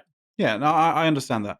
One of the things that wormholers will like is the fact that there'll be a core project for scanning signatures. So and this will be able to be as part of the optional that'll be nice. Optional functions. You can, when making a corp project, restrict the scan signatures situation to individual systems. So if you want to make sure that your home system is always scanned out, you could basically say, here's a project to scan signatures in our home system. You will be paid for the signature, each signature that you scan. Here you go, carry on. And also, you can restrict it to the type of signature scanned. So it's not just somebody like scanning down, like Well, no, that actually put those two things together, and what you get is here. This is a bounty for catching incoming wormholes as quickly as they come. Yes, in our home system. And also scanning down the chain that you have. If you don't restrict it, if you have two different projects, one in your home system and one with no system selected, A, won't benefit to scanning down the signature in your home system. B, you get a bonus for scanning down that signature in your home system again. Yeah, and also, if you go into the next wormhole and scan another wormhole, depending on how granular they get with it, like if they can do this, which really there's no reason they can't except for developer effort, they might be able to set it so you get a bounty for finding a wormhole that goes to HiSec. Awesome. I don't think that's part of the implementation. It's probably not part of. It's probably not part of what they're going to do right away, but that's something they can consider because again, they've got the ability to do that because it's all data manipulation. So they'll it's be just a able question to of how much work they're willing to put in. It could be a cool expansion of the system because they are looking at the future of corp projects, how people use this new more granular system. So one of the that's other a good question, Chin. That's one of the really other good ways. question. Probably going to be tracked client side. Yeah. So one of the other sort of like core projects as well that I think ties a little bit more into the expansion is faction warfare complexes, and I imagine they're probably going to maybe expand that into the stuff that they're doing with the with the pirate incursions and stuff. So I do want to just quickly interject with a thank you very much for your 32nd month sub. Redline 2001. Cheers, buddy. And also Chin Altair, thanks for the follow. We do appreciate you guys in Twitch chat and all of your bits of opinions that you've thrown at us over the course of the show. So yeah, final bits of corp projects back. So they're extending. Well, there was a manufacturer sort of one as well. But budding industrialists. Yep, but wait, there's more. So some of the air opportunity stuff. I think if you're not really sort of in like new-ish to the game, you probably wouldn't really experience or sort of touch the air opportunity stuff. But basically, all of that sort of stuff can also be used by corporations to make air opportunities, apparently, as well. So new player incentives. I don't think it's to make air opportunities so much as just overlap between them for the same kind of tasks. And I got my second Drake Fanfest skin. Oh, I am currently 15% remaining on my Varga skin from the partners drops. So by the time Meta Show is done, I will have my Varga skin. Nice. And yeah. Last thing to talk about, which is a big topic. Big thing there. Any like that they put right at the end. Anything can be a mission created by you. Yeah. So at some point. Yeah. Once they actually get the system in place, the idea is to open this up to basically anything you can think of as an objective they want to be able to do. But yeah, the final big thing Mhm. is the customization. Oh right. Yes, the customization of ships. This is big. This is huge. This is huge. And the funny thing about this is we've talked about customization of all the things for so long, and it finally looks like they're actually allowing us to be able to customize all the things. Can we have alliance skins that we can pay Plex for? CCP, we want to give you money for alliance skins. Why won't you let us give you money for alliance skins? They're getting them. Yeah. So this whole system is being designed kind of. It's mostly there, I think, coming next year. Longer than 4 years, Jonas. It's taken them a hell of a long time. But yeah, so an here's some expansion examples on the original thing is the emblems. Yeah. Pirate emblems coming and other custom emblems coming soon in TM. Emblems are clearly the sort of like the sort of like the first step into being able to put like basically any image.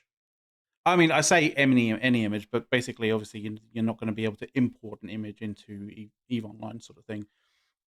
You'll be able to have, say, your Alliance or Corporation logo on various different things, and what we see here are a bunch of Astra houses with Brave's logo on, and a bunch of other things which are like patterns. CCP Mischief swears Brave did not pay her to put Brave in her presentation. That just sounds like some mischief.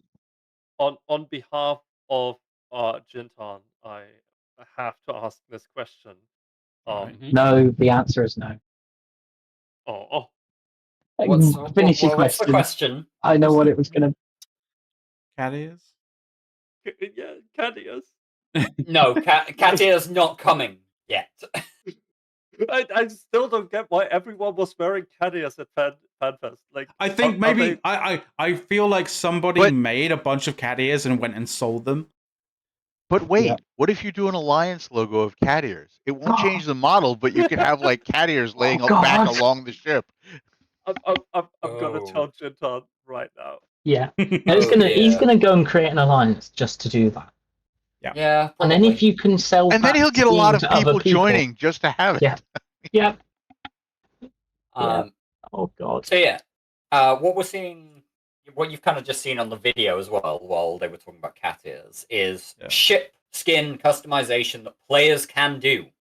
Yeah. There will be a new tool coming into game for players to create skins using these internal tools with patterns of colors and other bits of dynamic. Yeah, one of the things that they wanted to show was like, you know, all the various different like patterns and stuff like that, which were really fucking cool.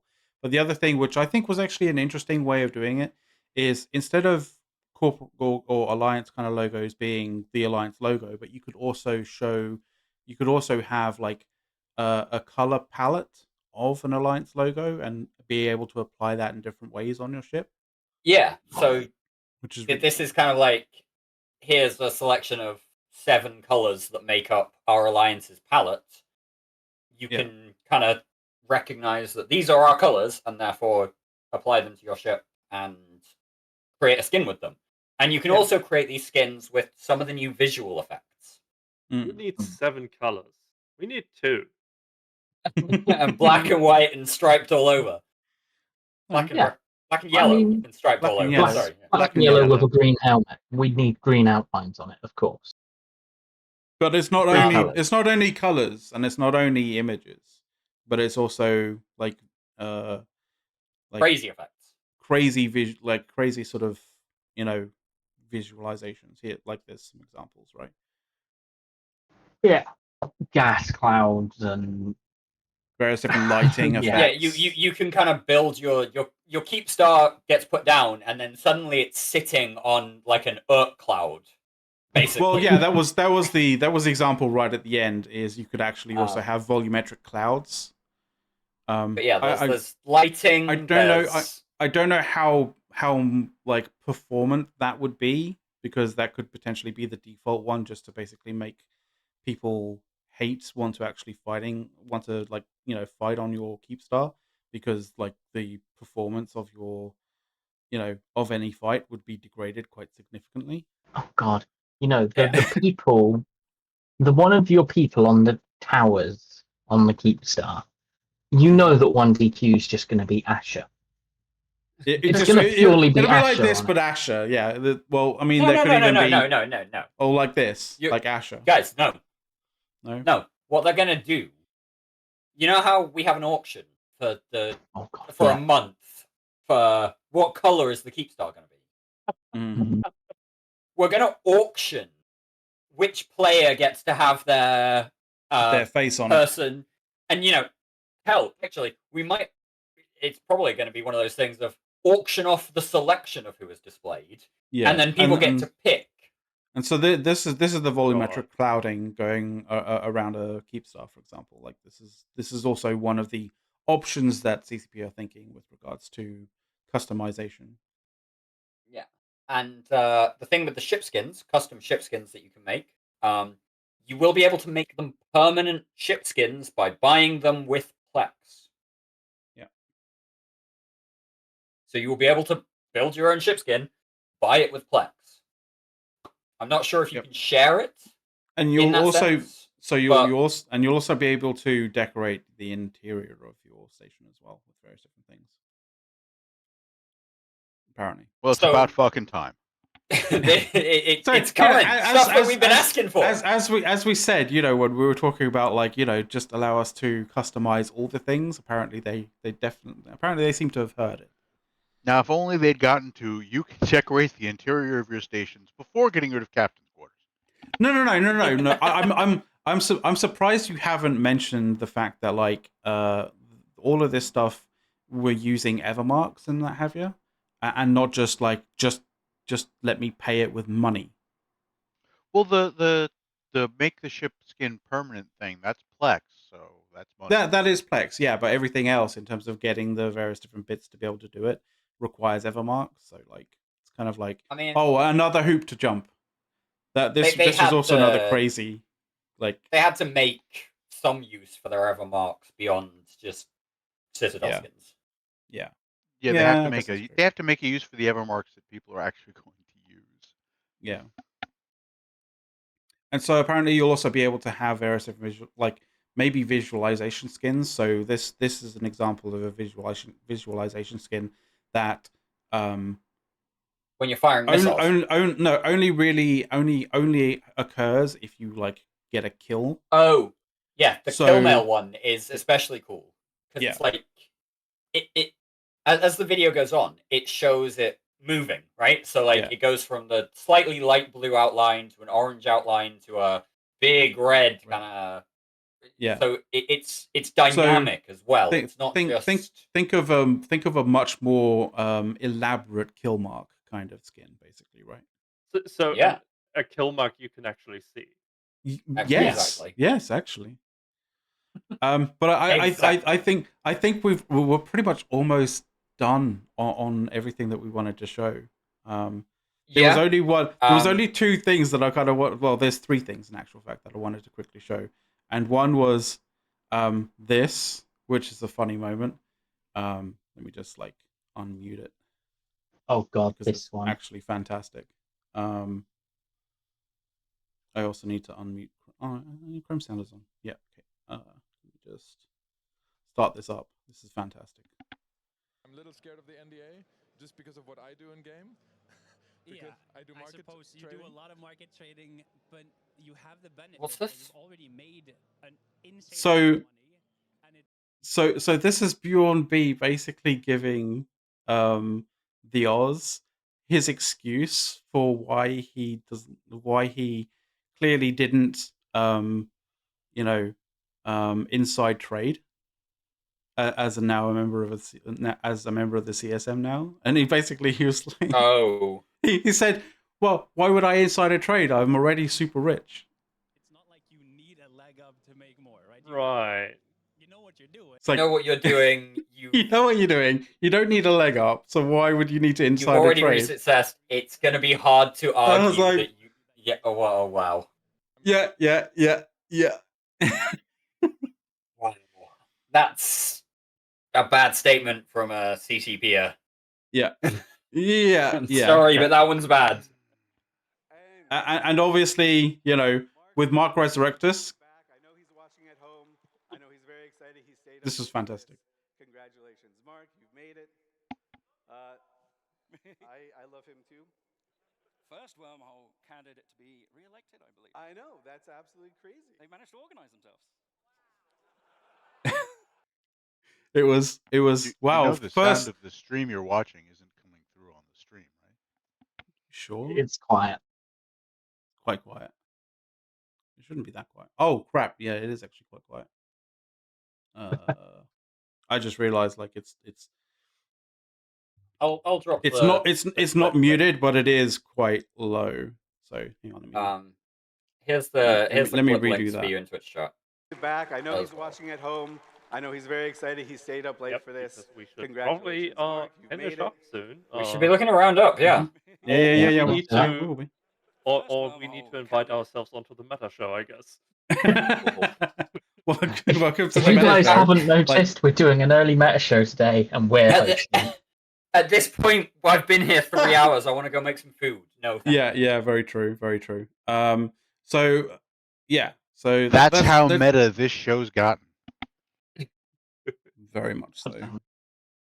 So yeah, I guess one last thing to mention as part of the show before we get to our one last things is FanFest is skipping a year next year.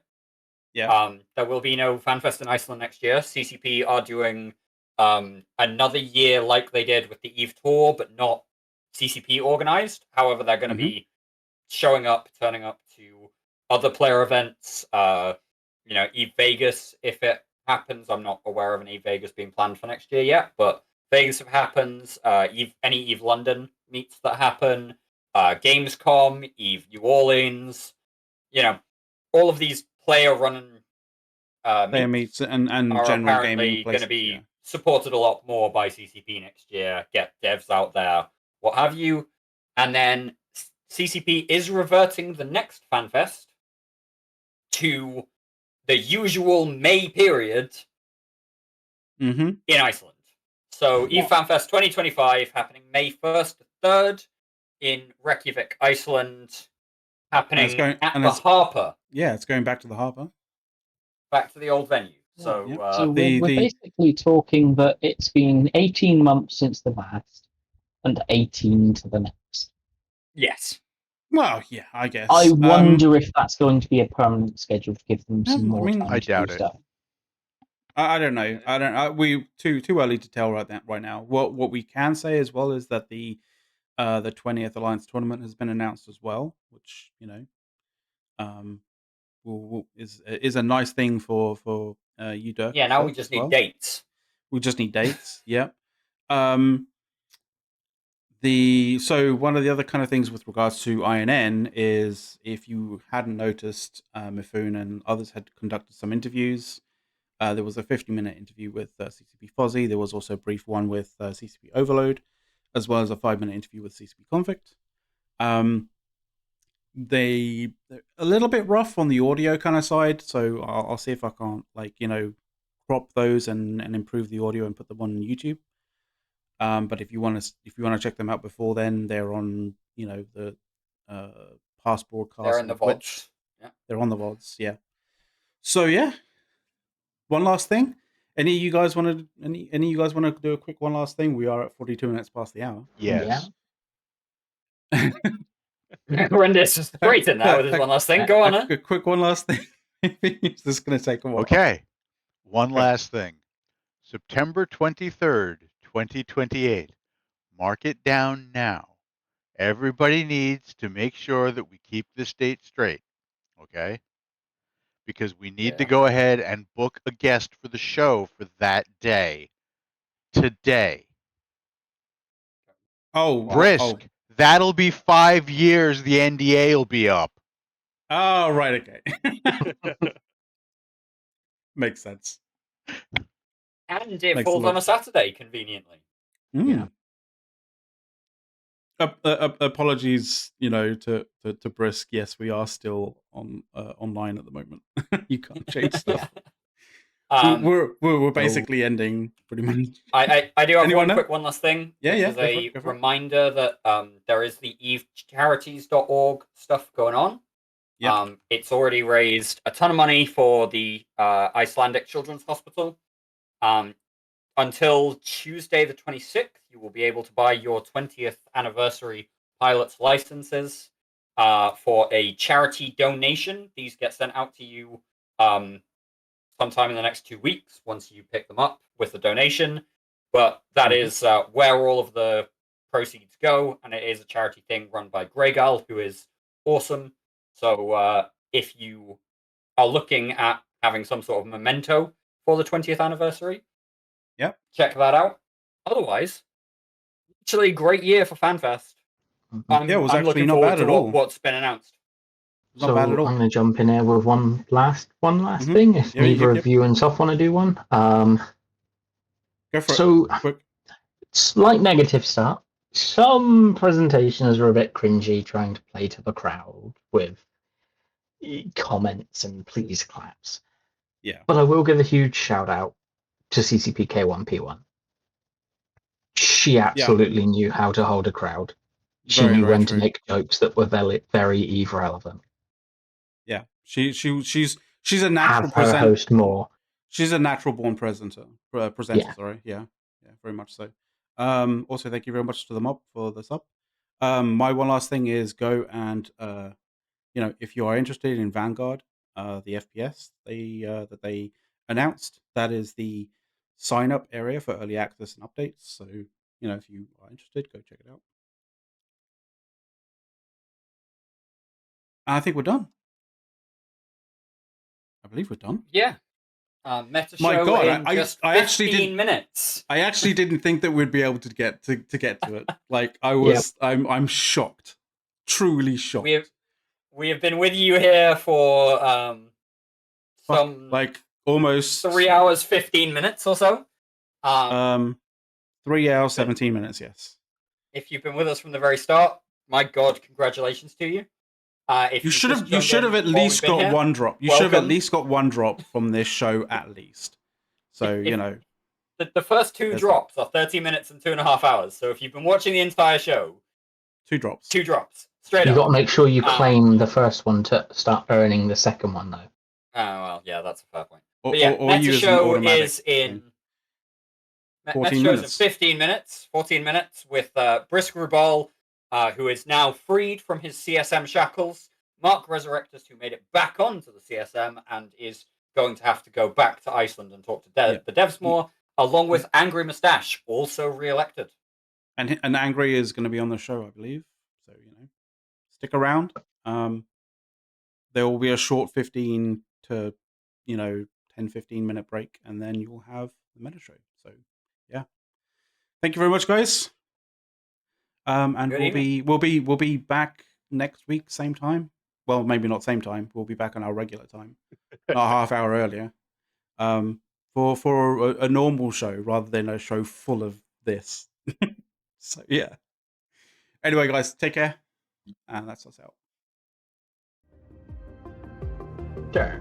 You said angry.